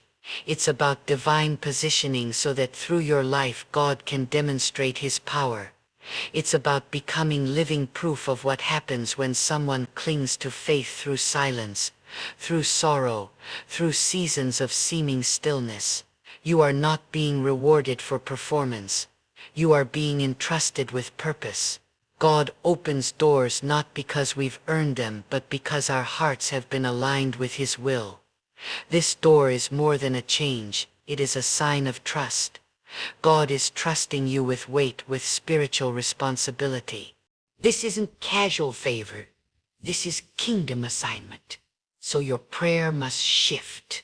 No longer just God open the door, but now God prepare me to carry what's behind it. Because if you enter prematurely, the very thing meant to lift, you could become a burden too great to bear. And God is too wise to place a crown on someone who has not yet learned the weight of surrender. Let this season refine your soul. Let your inner life grow deeper than your outer expression. God is not moved by public performance. He is stirred by private obedience. God is watching. He sees how you handle the hidden seasons, the quiet obedience, the unseen sacrifices, the silent yes. And that's what determines which doors open. Not noise, not applause, not attention, but character forged in surrender. You may think no one noticed the way you obeyed God when it cost you everything, but he noticed. And he holds the key to your future. There are no shortcuts to divine doors. You can't manipulate what God has ordained. You can't rush what he's still refining. Some may try to build their own doors, craft their own platforms, but anything man-made will eventually crumble under the weight of pressure. Only what God opens can stand through the shaking. Only what he builds will endure the storm. That's why you must remain patient. That's why you must stay rooted, so that when the door swings open, you're not standing on sand, but on solid ground. Voices will rise. People may question your elevation. They'll try to tie your breakthrough to something natural. But don't waste your breath defending what only heaven could do. Let your life be the evidence. Let the fruit speak. Let the undeniable favor of God silence every critic. Because when God opens the door, even your enemies will have to admit God did this. And listen closely. Some of you aren't just about to walk through a door. You are becoming a door. A living entryway to hope, to healing, to purpose. Your journey is opening a path for others who thought their time had passed. You're carrying more than you know. God has used your battles to build authority. He shaped your trials into a voice that breaks strongholds, a presence that shifts rooms, a testimony that sets others free. You thought you were being crushed, but you were being commissioned. You thought you were losing, but God was shaping you into a vessel of breakthrough. And when that door opens, walk through with quiet confidence. Not arrogance, not self-promotion, but holy confidence, rooted in trust. Don't diminish the miracle by acting like you don't belong. You do belong because God brought you here. You're not a mistake. You're not intruding. You're a sign. This is not about how you feel. It's about who called you. And if God opened the door, then you've already been equipped to walk through it. You may still feel fear, but courage isn't the absence of fear. It's trusting God enough to move anyway. This door isn't an invitation into ease. It's a summons into your calling. God isn't making life more comfortable. He's making it more eternal. He's shifting your eyes from comfort to impact, from safety to surrender, from the familiar to the divine. The days of shrinking back are over. The days of small thinking are behind you. Now is the time to move boldly, because what's ahead is greater than you imagine, but exactly what God designed. God is calling you to rise not with pride, but with purpose. Not with noise, but with depth. Because you were born to carry something sacred, and now it's time for it to be revealed. There are some of you who have spent years disqualifying yourselves. You've believed the lie that your past mistakes can lead your future calling. But listen closely. Deep in your spirit, God redeems. God restores. God rebuilds what others call ruined. No life is too far gone. No failure is too final. If your heart is surrendered, if your spirit is yielded, then nothing can disqualify what God has already qualified. That door you thought was sealed forever, it's still under God's command. It's not too late. You're not too old. You're not too broken. You are right on time for what God has appointed. So lift your head. Let expectation burn again. Let your hope breathe. The same God who walked with you through the valley will walk with you through the doorway. The same power that sustained you in the wilderness will carry you into the promise. You don't have to force this open. You don't have to strive. Just stay close to God. Stay in alignment. Stay anchored in faith, because the key was never in your hand. It's in His. And when He opens the door, no one can shut it. So when the moment comes, when the atmosphere shifts, when the door begins to crack open, respond boldly. Don't hesitate. Don't overanalyze. Don't look sideways for approval. If God brought you to this moment, walk through it. Don't poll for opinions. Don't wait for the crowd to agree. Obedience doesn't need a vote. It just needs conviction. This is your time, your appointed moment. You've wept. You've wrestled. You've endured. Don't freeze now. This is not the season to retreat. This is not the season to question. This is the season to move forward in faith. And as you move, keep your eyes locked on the one who made the way. Don't be distracted by success. Don't become addicted to applause. Stay grounded. Stay humble. Stay prayerful, because the blessing is not the goal. God is, and the more He entrusts to you, the deeper your dependence must be. The higher He lifts you, the more anchored your humility must become. The door is not the prize. God's presence is. This is more than a season. It's a summons, a divine calling from the heart of heaven. Now is the time to rise, not for spotlight, but for sacred duty, not for recognition, but for revelation. The door God is about to open in your life is not a reward for surviving. It is an assignment for fulfilling your destiny. And it won't look like the world's definition of success. It won't come wrapped in glitter or dressed in applause. It will arrive clothed in obedience, marked by clarity, saturated in the unmistakable presence of God. So do not minimize what's coming. Don't think for a second that this door is small, because God never moves in smallness, only in sovereignty. Even when it seems small in the eyes of the world, even when it feels unnoticed or ordinary, if it's touched by God, it carries greatness. Whatever is aligned with His purpose holds eternal weight. What man dismisses, God overflows. What the world overlooks, God exalts. That's why you must never let your natural eyes judge the size of the doorway. It may appear narrow now, but it leads into a vast space of divine expansion where your influence will grow and your purpose will stretch further than you ever imagined. This is where faith must lead, not your feelings, not your fears, not the noise of opinions that lack spiritual understanding. You were never meant to blend in. You were born to break through, to break generational patterns, to shatter limiting mindsets, to rise above the chaos and follow the steady whisper of divine direction. And the only way through is obedience without hesitation.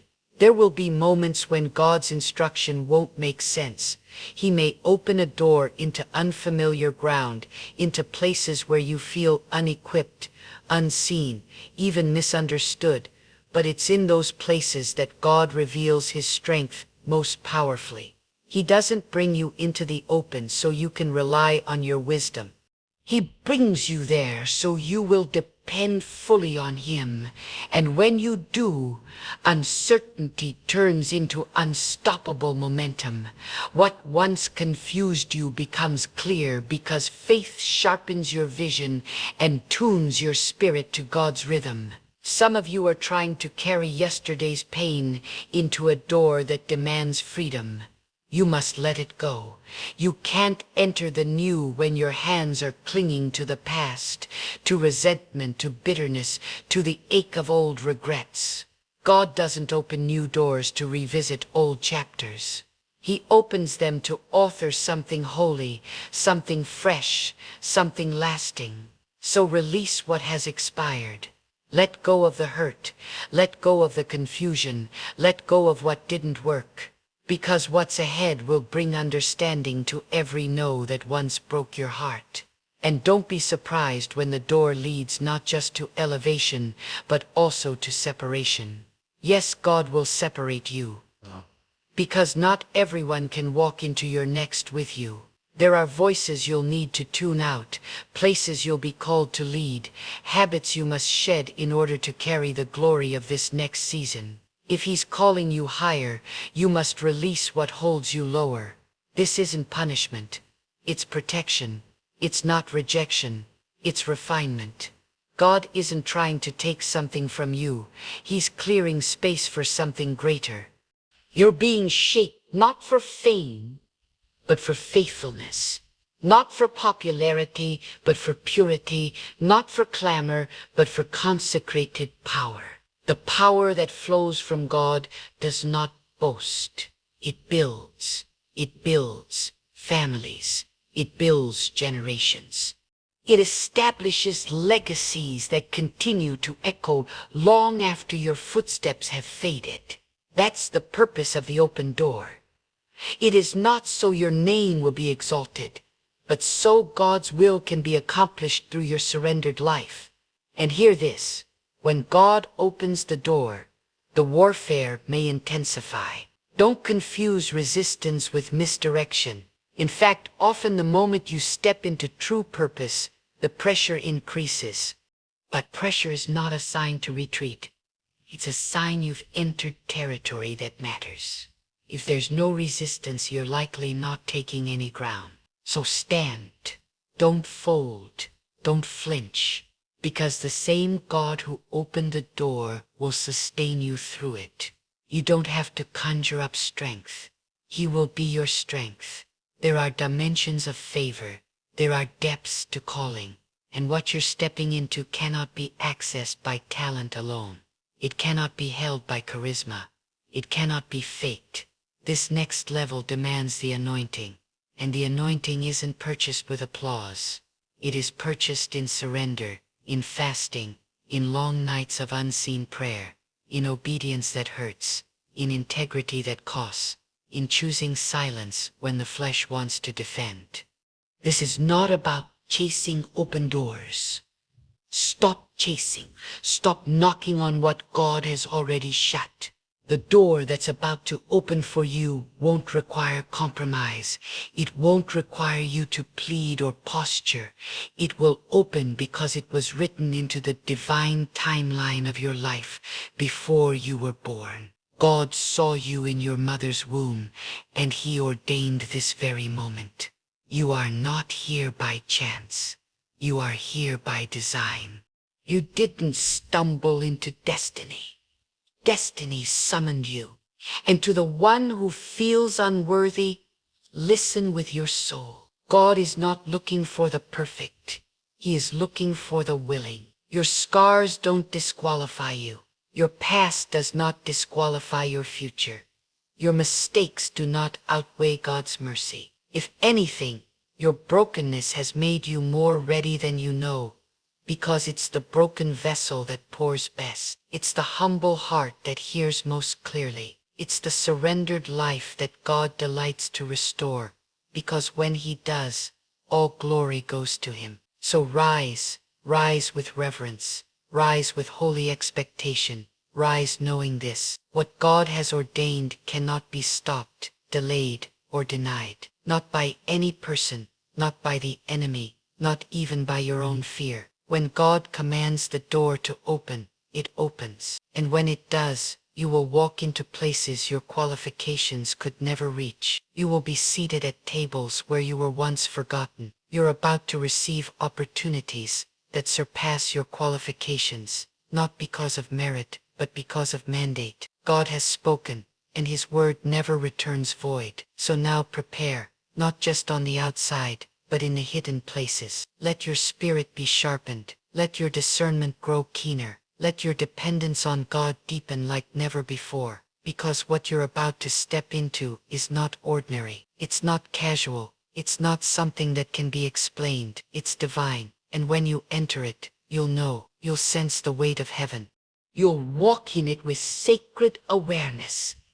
And in that moment, your life will be forever changed. This is what you prayed for, what you fasted for, what you cried out for in the night, what your spirit dared to dream, and now it is upon you. The door is opening, and it will be evident to all that it was God alone who made it so. So now be still in your spirit, but unshakable in your faith. You did not wait in vain. Your tears were not wasted. The silence was not abandonment. It was preparation. The delay was not rejection. It was divine alignment. God has never been slow. He's always been strategic. And now heaven is moving. The season is shifting. What was locked is being commanded to open. The thing you nearly gave up on is about to rise from the dust, restored, refined, and radiant with purpose. And when that door opens, you will not second guess. You will not hesitate. You will walk through with a trembling heart and steady steps. Because every trial prepared you. Every quiet night built your strength. Every prayer cleared the path. Now is not the time to pull back. Now is the time to respond. Silence every voice of fear and doubt. This door is opening, not by your effort, but by the will of the Almighty. And when it does step forward, not with fear, but with faith. Because this isn't just a breakthrough, it's your becoming. My beloved brothers and sisters, I invite you to open your heart, not just your ears, for what you are about to receive may be the very word your soul has long been yearning for.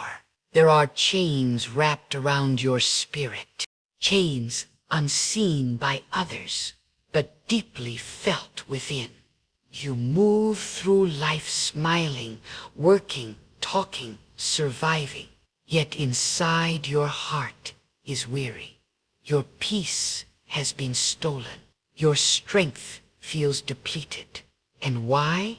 Because you've anchored your joy, your identity, and your soul to people and places that were never meant to carry the weight of your spirit. You are emotionally tied to what God never intended you to cling to. Today I speak to you with holy urgency. It is time to emotionally detach. This is not a call to indifference or apathy. No, this is a call to freedom.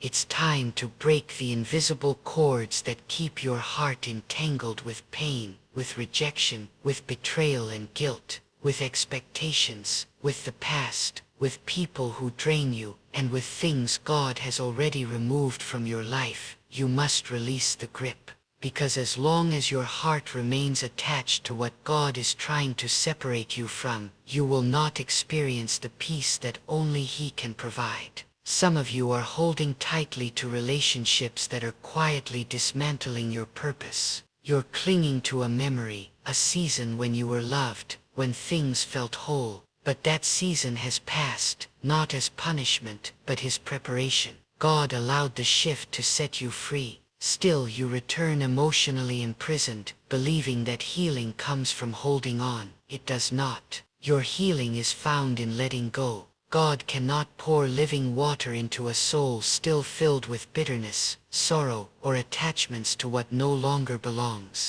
Those emotional wounds you carry aren't just scars. They're open doors through which fear, insecurity, and doubt sneak in. And the longer you linger in those attachments, the more power you hand over to situations and people who were never meant to define you. Some of you are tethered to the opinions of others.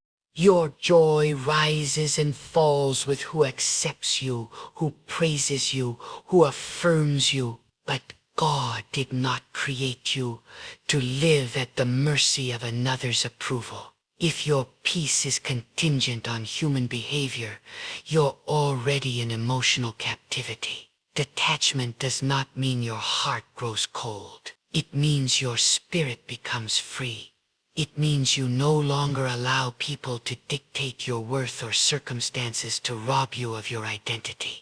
There is a holy detachment that comes from knowing who you are in God. When you are rooted in Him, you do not fear loss because you know the source can restore. You do not crumble when people walk away because you trust that God only removes what hinders His plan. And when rejection comes, you recognize it as divine redirection. Detachment is not weakness. It is spiritual maturity. It is the ability to live in the world but not be owned by it. To love without chains, to give without losing yourself, to feel deeply yet remain anchored in truth. So today, I urge you detach to be free. Let go so that God can heal, restore, and breathe new life into your soul. Emotional attachment becomes dangerous when it replaces God as your anchor. Whatever you're afraid to lose may have already claimed too much space in your heart. And anything you believe you cannot live without apart from God has quietly become an idol. Let this be clear. You must love God more than your comfort, more than your plans, more than your memories, more than the emotions you've wrapped yourself in. When the Lord calls you to release your grip, He's not stripping you, He's sanctifying you. He's not taking something away to harm you, He's delivering you. Emotional detachment is not a punishment, it is divine preparation. It is God gently pulling you away from what weakens you so He can replace it with what will truly sustain you. And yes, the process hurts. There's pain in untangling your heart from what you once leaned on. But God never promised a life of comfort. He promised transformation. And transformation requires that you walk away from what your flesh craves and walk toward what your spirit truly needs. You must close the door on anything that no longer fuels your growth. You must stop reaching back for what God already told you to lay down. You must stop revisiting places where your peace was crucified. Emotional detachment is sacred obedience. It is surrendering the outcome into God's hands and trusting that whatever falls away was never truly meant to stay. You might ask, how do I detach? How do I stop feeling so deeply? How do I release what I've carried for so long? And I answer with holy conviction. You shift your gaze. Turn your eyes away from broken wells that hold no water and look to the living well that never runs dry. Saturate your soul with the truth of God's word until every lie you once believed begins to lose its hold. Drown your fears in prayer. Anchor your emotions in the promises of God, not in the presence of people. Don't underestimate the power of focus. When your heart is fixed on God, the pull of your attachments begins to fade. You see with clarity. You feel the weight lifting. You stop apologizing for choosing peace. You stop begging to be noticed. You stop chasing after crumbs when God has already prepared a table for you. Some of you are still tied emotionally to your past failures. You replay your mistakes like a broken record. You've become emotionally loyal to your own pain, dragging yesterday into today. You wonder why tomorrow feels so heavy. But I say this to you, detach. You are not your failures. You are not your shame. You are not your history. You are the promise of what God is still bringing to pass in your life. Let go of the guilt. Release the shame. God has already moved forward. Why are you still looking back? Others are bound to people who have no desire to grow.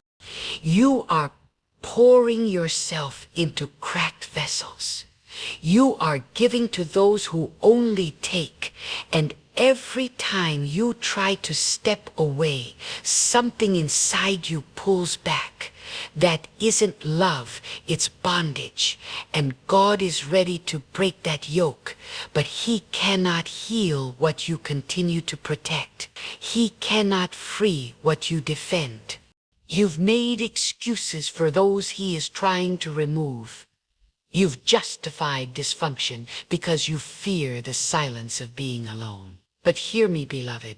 Peace is better than company. Healing is better than history. So today, make the holy choice.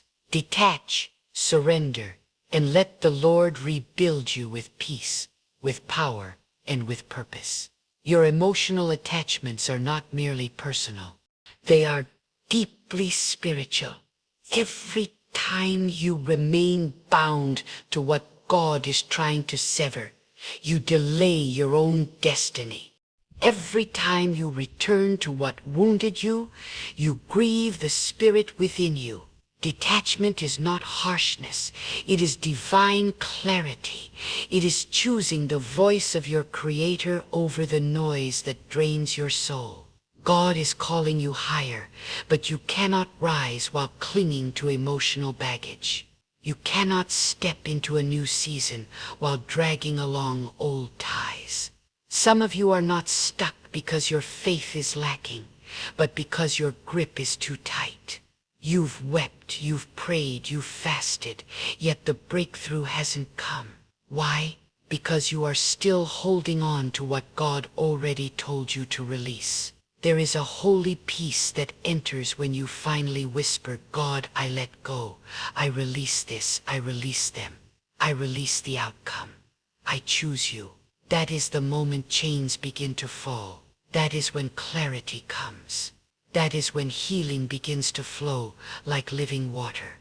Emotional detachment is not emotional numbness. It is a sacred surrender.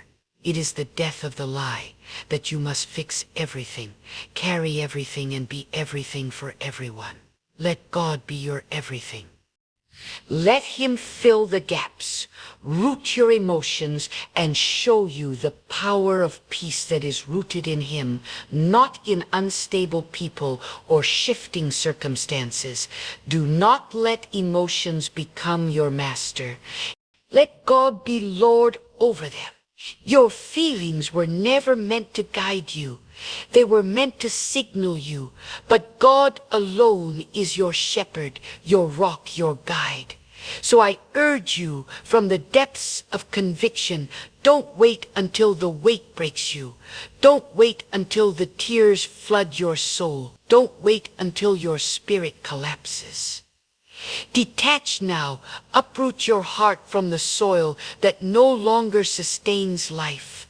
Stop watering what no longer bears fruit. Stop speaking to what refuses to respond. Some doors are closed for a reason. Some people belong in your past. Some chapters are not meant to be reopened. And when the silence comes, the stillness after the detachment, when all the noise has died down and it's just you and God, don't be afraid of that silence. It's not emptiness, it's restoration. It's not abandonment, it's alignment. God is not punishing you. He is pruning you. He is making space for the new. He is teaching your spirit to depend solely on him. What is truly meant for you will not drain you. It will bring peace. What comes from God will build you up, not wear you down. What is in alignment with your calling will lift you, not break you. And anything that doesn't must be left behind. Detach, not out of bitterness, but because you are better when your heart belongs fully to the Lord. Let the tears fall if they must. Let the loneliness come if it will. But do not let a fleeting emotion deceive you into holding on to a lifelong wound. God sees you. He sees the quiet war within your soul. He sees the silent courage it takes to walk away. And he honors every trembling step you take toward him. Even now his hand is on your heart, gently pulling you from what harms and guiding you toward what heals. Will you let him? Will you trust him beyond your emotions? Will you surrender the outcome even when it's uncertain? Will you walk away? Yes, even when it hurts, believing that what God has for you is far greater than anything you're leaving behind. It's found in letting go. It's found in walking away without bitterness, in choosing your spiritual well-being over emotional confusion, in detaching not with anger but with grace, with love, and with the unshakable trust that God's plans are always better than our own. So rise, shake off the sorrow, leave behind the emotional tombs, choose detachment, not because you're hard-hearted, but because your calling is too fiery to stay bound to dead places. You are being refined, not rejected. You are being lifted, not left behind. And God is not finished with you. Detach so you can rise. Detach so you can breathe. Detach so you can finally be free. And when you do, when your soul rests fully in God, untouched by storms, unmoved by drama, unshaken by change, then and only then will you taste the peace that surpasses understanding. That is the promise. That is the reward. That is the beauty of emotional detachment, led by the hand of God. But hear me, choosing detachment is not the easy road. The emotional ties will cry out. Your heart will ache for what once was. Your mind may replay old memories, begging you to pick up what you already laid down. But remember this truth. Peace never comes from returning to what broke you. Peace comes from standing firm in what God asked you to release. Detachment is a spiritual discipline. It is not a one-time event. It is a daily surrender, because what you release today will try to return tomorrow. But each day you choose God over the familiar chaos. Each time you choose peace over pain. Each moment you keep walking forward.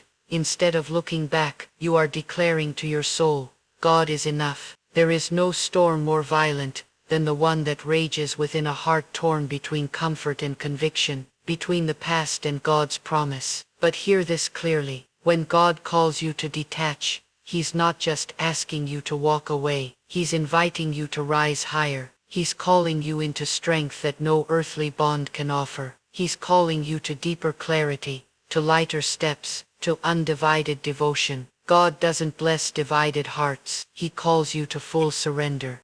This is why emotional detachment isn't just wisdom, it's worship.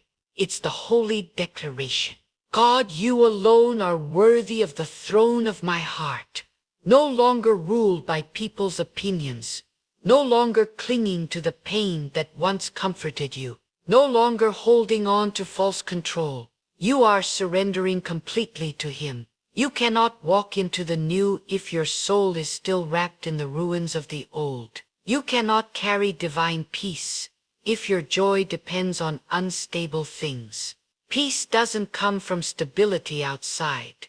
It comes from security within. It's the quiet, unwavering confidence that no matter who leaves, no matter what changes, God remains, and God is enough. Some of you have been waiting for closure, waiting for an apology, waiting for someone to finally see you, finally say the words that will somehow make it all right. But hear this clearly. Closure is not something others give. It is something God gives. It does not come through their words. It comes through His presence. And when you truly place your trust in God, you no longer need validation from the one who wounded you to begin healing. You detach not because they earned it, but because you deserve peace. Because on the other side of your surrender, God has something sacred waiting. Detaching doesn't mean you've stopped loving. It means you've stopped losing yourself. It means you've learned to care without being consumed, to feel deeply without becoming dependent. This is the kind of heart God wants for you. A heart that is soft but strong, that gives but stays whole, that pours out without leaking. And that kind of heart can only be built on God, not on emotion, not on others, not on pain. Look around you. The world teaches you to cling, to chase approval, to define your worth by who chooses you or who walks away. But God teaches something different. He teaches you to release, to rest in His truth, to know that anything that cost you your peace, your purpose, or your connection to Him is simply too expensive. No relationship, no memory, no fleeting emotion is worth losing the presence of the one who created you. There is a cost to remaining emotionally entangled with what weakens you. That cost is your clarity. That cost is your calling. That cost is your courage. When your heart is tangled, your vision becomes clouded. Your discernment grows dull. Your soul becomes tired. And quietly over time, the fire God placed within you begins to fade. While you wait for others to change, while you hope for things to return to how they once were, God is gently whispering, I'm not trying to bring you back. I'm trying to bring you out. You cannot soar while tethered to the past. You cannot rise when your heart is buried in what was. You cannot walk in faith while dragging the emotional weight of yesterday. You were never designed to be manipulated by emotion, drained by people, or imprisoned by pain. You were created to live in spiritual freedom. And that freedom begins the moment you stop clinging to what wounds you and start clinging to what builds you. God's truth, God's presence, God's purpose, let that become your new attachment. And when the pain of letting go comes, because it will remind yourself this pain is part of the pruning. Detachment hurts because your heart is being pulled away from what it once depended on. But God is replacing that dependency with something unshakable. He is calling you to draw your strength not from people's presence, but from His promises. Not from emotions that rise and fall, but from truth that never changes. And what is that truth? You are not alone. God is near to the broken-hearted. He lifts up those crushed in spirit. He sees every tear, every battle, every silent prayer, and even now He is drawing you closer, healing you deeper, and setting you free. God honors those who choose Him, even when it means walking through the valley of emotional detachment. Because on the other side of that valley lies a mountain of purpose, of peace, and of divine restoration. Your journey is not over just because someone walked away. Your worth is not diminished because someone failed to see it. And your future is not on pause because your heart has wrestled with emotional pain. When you choose to let go and surrender your heart to God, you are stepping into divine alignment, into a plan far greater than anything your emotions could ever comprehend. Don't let temporary attachment block the path to your eternal calling. Don't let fleeting feelings govern a soul that was created for eternity. If God has written eternal destiny into your very being, then let go. Not because the past wasn't real, but because what God is preparing is more real, more enduring, and far more life-giving. Yes, detachment takes courage. But I'll tell you this, it takes even more strength to stay bound to what continues to break you. Detachment is not avoidance. It is elevation. It is the sacred declaration. God, I trust you more than I trust my feelings. I choose your peace over my pain. I choose your purpose over my preference. And when you begin to walk in that decision, not just once, but daily, something begins to shift. Your thoughts become still. Your soul breathes again. Your eyes gain clarity. Your life starts to transform. Emotional freedom isn't a fantasy. It is the promise God fulfills for those who cling to Him above all else. God never asked you to suppress your emotions. He asked you to surrender them, to bring Him your sorrow, your longing, your confusion, your desire for closure, your hunger for validation, and let Him exchange them for His peace. And oh, that peace, it's not fragile. It doesn't depend on who stays or who leaves. It isn't shaken by the winds of change or pierced by rejection. It is anchored in God alone. Don't believe the lie that detachment means you're becoming cold or indifferent. That is the enemy's deception meant to keep you ensnared in emotional dependence. True, spiritual detachment is not the absence of love. It is the purification of love. It's love refined. Love no longer tangled in neediness. Love that's no longer driven by fear of loss. Love that flows from a place of wholeness. God desires your love to be rightly placed, rooted in Him first. Because only when your heart is aligned with Him can everything else in your life flow with clarity. Instead of desperation, clinging to people, possessions, or even dreams that are outside of God's will is like building your house on shifting sand. It may look strong for a season. It may even impress others. But when storms come, when people disappoint, when plans unravel, that foundation will fail. But when God becomes your anchor, when you detach from creation and cling to the Creator, nothing can shake you. Not rejection, not loss, not change, not loneliness. Because in Him you are secure. In Him you are whole. And in Him you are finally free. Your peace, your worth, your identity, and your strength are no longer up for negotiation. They are secured, not in people, not in outcomes, but in God. There is a holy stillness that settles upon the soul that no longer chases what it once clung to. There is a sacred boldness in the eyes of the one who declares, even if I lose what I thought I needed, I still have everything because I have God. That is when emotional detachment becomes spiritual power. That's when your no becomes an act of worship. That's when your silence becomes spiritual warfare. That's when your withdrawal from drama becomes divine discernment, because you're no longer grasping for control.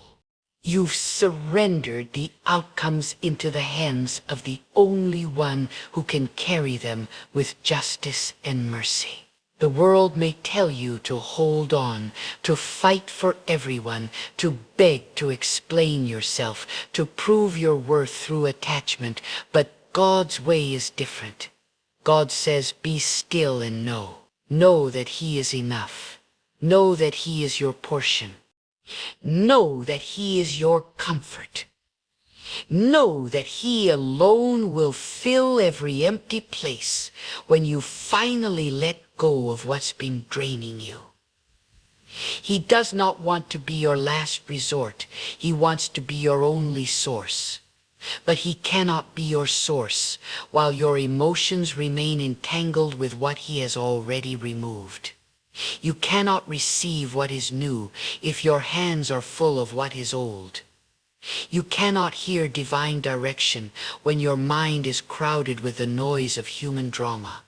You cannot step into supernatural peace while your heart is addicted to emotional chaos. Detachment is not just a boundary. It is a bridge, a holy passage from disorder into order, from confusion into clarity, from suffering into stillness.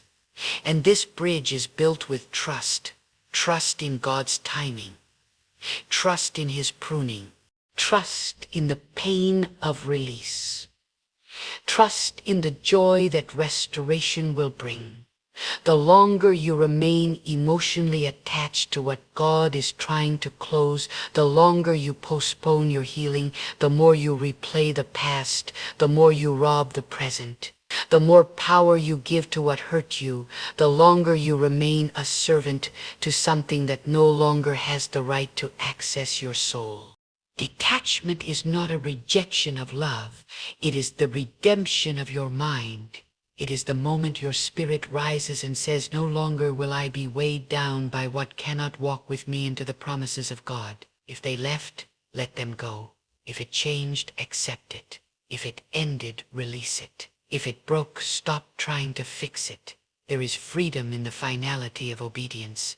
There is strength in refusing to pour into what no longer fills you. There is peace in knowing that nothing God has for you will ever require you to sacrifice your wellness, your worth, or your worship. Emotional detachment is not selfish. It is sacred. It is the divine protection over your calling, your spirit, and your future. And remember this, sometimes the thing you must detach from isn't a person or a circumstance. Sometimes God isn't just asking you to detach from people or circumstances. He's calling you to detach from your own thoughts. The anxious ones, the spirals of overthinking, the fear-driven assumptions, the lies you've been rehearsing in your mind for far too long. God is saying, detach from your mind and attach to my truth. Because not every thought deserves your energy. Not every emotion needs to be fed. Some feelings are just passing storms. They do not define the climate of your soul. And when you learn to observe them without attaching to them, you win. You reclaim your spiritual authority. Emotional detachment also means letting go of the version of yourself that was shaped by wounds, the you that was built through trauma, rejection, and invisibility. That version of you who learned to earn love at any cost, who feared abandonment, who exhausted themselves trying to be everything to everyone just to feel enough. But that is not who you are. That is who pain tried to make you. And God is calling you to release that version, to detach from it, because it cannot walk with you into healing. It cannot stand in the place of restoration. It cannot carry the mantle of your calling. God is summoning the real you, the whole you, the healed you, the powerful you. But that version cannot rise while the broken one still rules your heart. So let this be your holy declaration. I am not what I lost. I am not who walked away. I am not the pain I survived. I am not the emotions that rise and fall. I am a soul anchored in God. I am a vessel for His peace. I am free. Let these words wash over you. Let them break the cycle of inner noise. Let them silence every lie and quiet every storm. Because freedom isn't just the absence of bondage. It is the presence of God occupying every space once filled with fear, confusion, or false attachment. And as you walk this journey of detachment, know this: not everyone will understand. Some will say you're distant, others may accuse you of changing, and you must learn to be okay with that. You must be at peace with being misunderstood, because your life was never meant to revolve around the approval of others. It was always meant to revolve around pleasing God.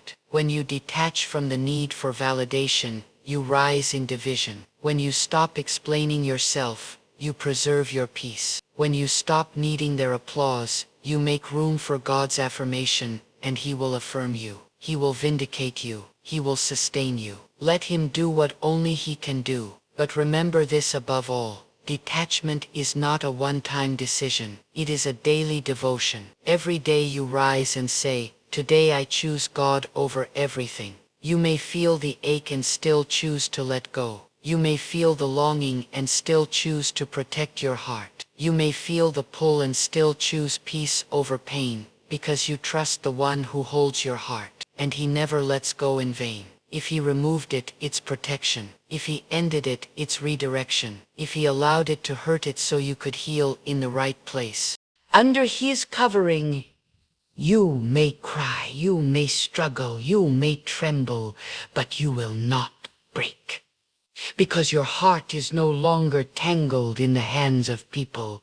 It is now held gently and securely in the holy hands of God. And in the hands of God, nothing is wasted. Nothing is beyond repair. And nothing that truly belongs to you will ever be withheld. So listen closely, dear soul, not with your ears, but with a heart that is suffered in silence, with a spirit that is fought through darkness, with a mind that is wrestled with the pain of doing what's right. Because emotional detachment is not just a mental decision, it is a spiritual war. And in this war, your strength is not your willpower, it is your trust in God. When you walk away from what once felt essential, when you release what you thought you could never live without, the enemy will whisper. He will say you failed, that you're giving up, that you're abandoning love. But you must rise in holy conviction and say, I am not walking away from love. I am walking toward the love of God, the kind that never drains, never manipulates, and never requires me to sacrifice my soul to feel seen. Because in the eyes of heaven, emotional detachment is not abandonment, it is alignment. It is the sacred re-entering of your spirit on the path God always intended for you. Sometimes God allows the heart to break, not to destroy you, but to shatter the illusions keeping you far from Him. Attachment to what is temporary keeps you blind to what is eternal. God cannot fill your life with His peace while you idolize what He already removed. He cannot elevate you while you still bow to the opinions of others. He cannot anoint you fully while you are still emotionally entangled with wounds, dreams, or relationships that no longer serve your soul. There comes a moment in your spiritual maturity when you stop asking why did they leave and begin asking what is God doing through this. There comes a moment when you no longer try to resurrect what's been buried, but instead prepare your heart for resurrection in a new form. Because whatever you surrender in obedience to God, He restores with strength, with clarity, and with power. What the world sees as loss, God uses as gain. When you detach, you do not shrink, you expand. You stretch into new realms of wisdom, discernment, and self-respect. Do not mourn forever over doors that God has sealed. Do not sit at the graves of expired seasons. Detachment is not the death of purpose. It is the rebirth of identity. It is God saying, you are not who they told you you were. You are not who you became trying to be accepted. You are who I called you to be. And sometimes you must even detach from the image of yourself that was built on years of striving, trying to be enough, to be seen, to be chosen, so that God can finally reveal who you are in Him, healed, whole, and free. Hear this truth with the full weight of heaven behind it. The pain of detachment is temporary, but the peace that follows is eternal. When you detach through the power of God, you are not walking into emptiness. You are walking into secret space, a holy sanctuary where your mind is no longer tormented by chaos, where your spirit no longer battles for clarity, and where your heart can finally rest because it is stopped chasing what was never meant to stay. The absence of people, places, or familiar patterns is not emptiness. It is sacred space. It is the holy stillness where God speaks the loudest. Don't rush to fill that silence. Don't run back just because it feels unfamiliar. Because in the quiet God speaks. In the quiet God heals. And in the quiet God rebuilds. That's why the process of emotional detachment can feel so lonely, because He is removing distractions to draw you deeper into Himself. He is stripping away the emotional noise so that you can hear His whisper again. And that whisper, once it reaches your soul, becomes louder than every echo of pain this world ever shouted at you. That whisper becomes your compass, guiding you to a joy that cannot be shaken. And hear this with certainty. God will never ask you to let go of something without preparing something better. But remember, better may not look like what you imagined. Sometimes better isn't a new relationship, a new opportunity, or a new destination. Sometimes better is the version of you that emerges from the ashes of emotional chaos. The you who no longer begs for love. The you who no longer tries to fix what isn't yours to repair. The you who no longer sacrifices your peace just to keep others comfortable. That version of you is the reward. You must stop offering what is sacred to what is destructive. Stop pouring life into things that no longer live. Stop returning to dry wells, hoping they'll quench your thirst. God has living water waiting for you, but you must have the courage to walk away from what's already gone dry. And I say this with fire in my spirit. Stop settling for emotional crumbs when God has prepared a feast of peace. Stop mistaking bondage for loyalty. Stop believing that love requires you to lose yourself. That is not love. That is captivity. And God is calling you out of Egypt, out of emotional slavery, and into the promised land of dignity, peace, and divine alignment. The hardest part, it's the in-between. That strange and sacred valley between what was and what will be. That space where your emotions roar louder than your faith. But don't panic in the process. Don't rush your way through the pain. Let it teach you. Let it refine you. Let it push you deeper into prayer, deeper into truth, deeper into the arms of God. Because it is those who dwell in the secret place of God's nearness. They are the ones who survive the storm in peace. They are the ones who emerge from detachment. Not bitter, not broken, not closed off, but radiant. Radiant with wisdom, radiant with discernment, radiant with sacred dignity. Emotional detachment is not hard because you are weak. It is hard because your heart was made tender by the hand of God. But He who formed your heart knows how to restore it. You don't need to numb your emotions to survive. You need to sanctify them. And that sanctification begins when you bring every ache into His presence, every tear of longing, every tug of nostalgia, and you pray with surrender. God, here it is. I don't want to carry this anymore. I release it to you now. Fill me with what is yours. And when God responds, it will not always be in the way you expect, but it will always be in the way you need.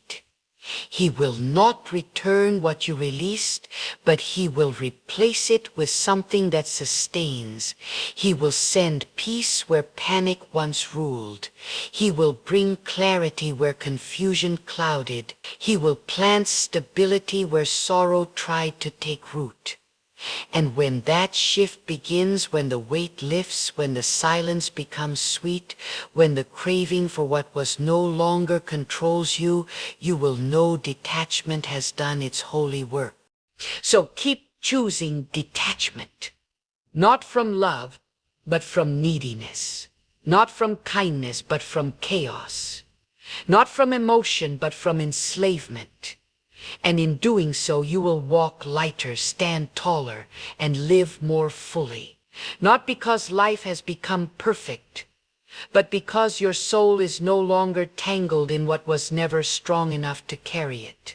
You are held by God, and in His hands no emotional chain can remain unbroken. In His hands you are finally free. So let your spirit rise now as you receive this truth.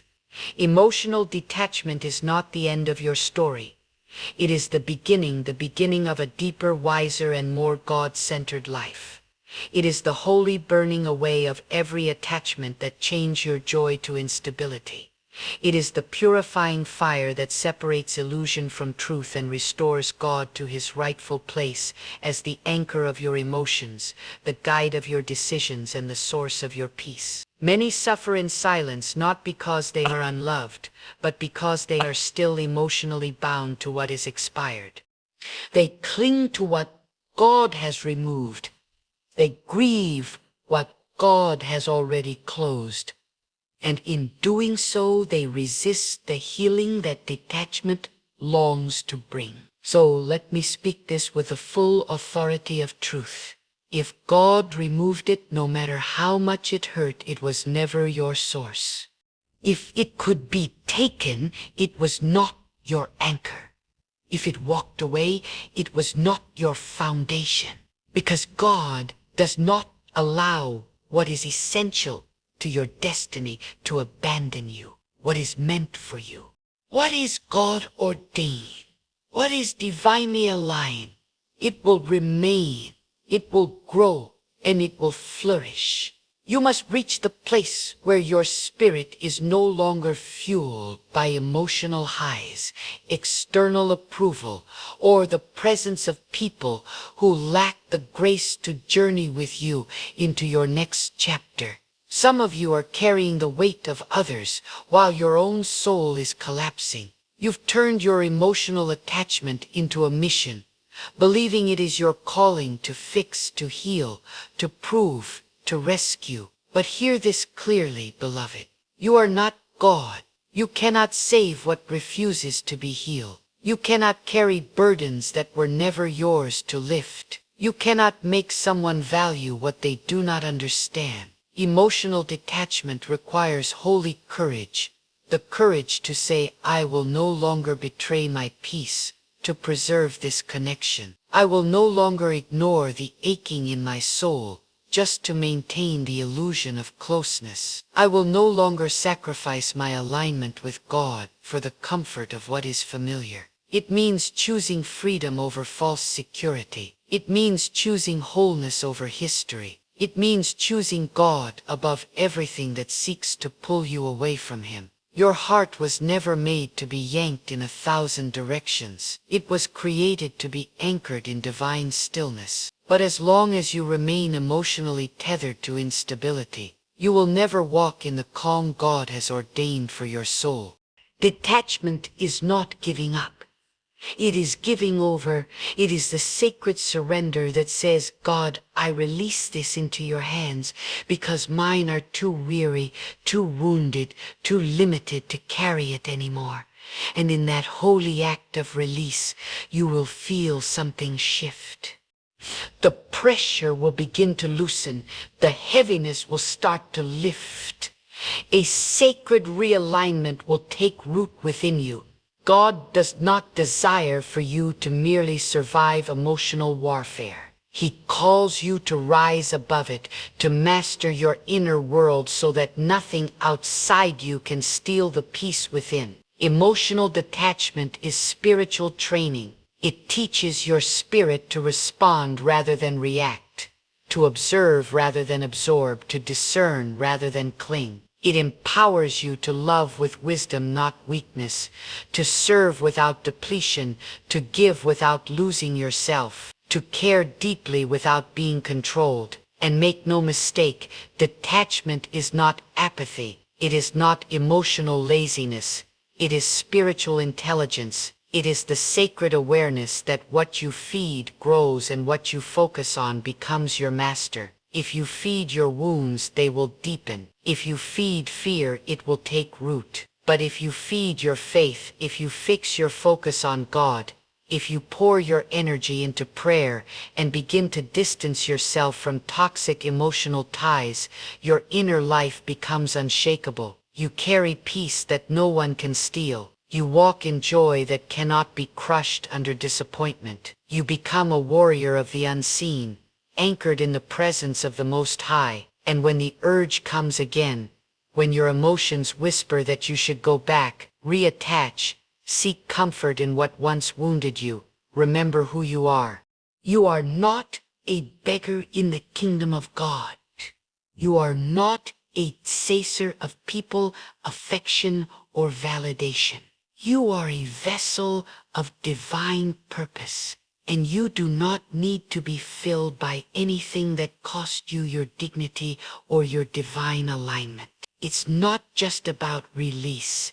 It's about rebirth. It's reshaping your desires. It's refining your standards. It's awakening your eyes. It's restoring you to your truest self, the version of you that knows how to rest in silence, how to thrive in solitude, how to tell the difference between spiritual loyalty and emotional bondage. And above all else, it's drawing you closer to God than you ever imagined. Yes, God will allow you to be emptied by what you once depended on so that you can finally be filled by what truly sustains. He will allow illusions to break so that truth can rise. He will allow certain ties to unravel so your soul can breathe again. This is not punishment. It is purification. You are not losing your way. You are being pulled back to the only way that leads to peace. And the moment you fully surrender to this process, you will feel the peace of God settle deep into your bones like a quiet fire, unshakable and holy. Let them say you've changed. Let them call you distant. Let them whisper. Let them walk away. It is not your responsibility to explain spiritual obedience to those still emotionally attached to dysfunction. Your calling is not to be understood by the world. It is to be obedient to God, and sometimes that obedience looks like silence. Sometimes it looks like space. Sometimes it looks like saying nothing at all and simply letting God be your defender. So stand tall in your detachment. Do not flinch. Do not doubt. Do not look back. You are not walking away. You are walking towards something greater, toward clarity, toward peace, toward divine purpose, toward holy power. And most of all, you are walking deeper into the presence of God, where no emotional burden can follow. Let that truth become your strength. Let it be your shield.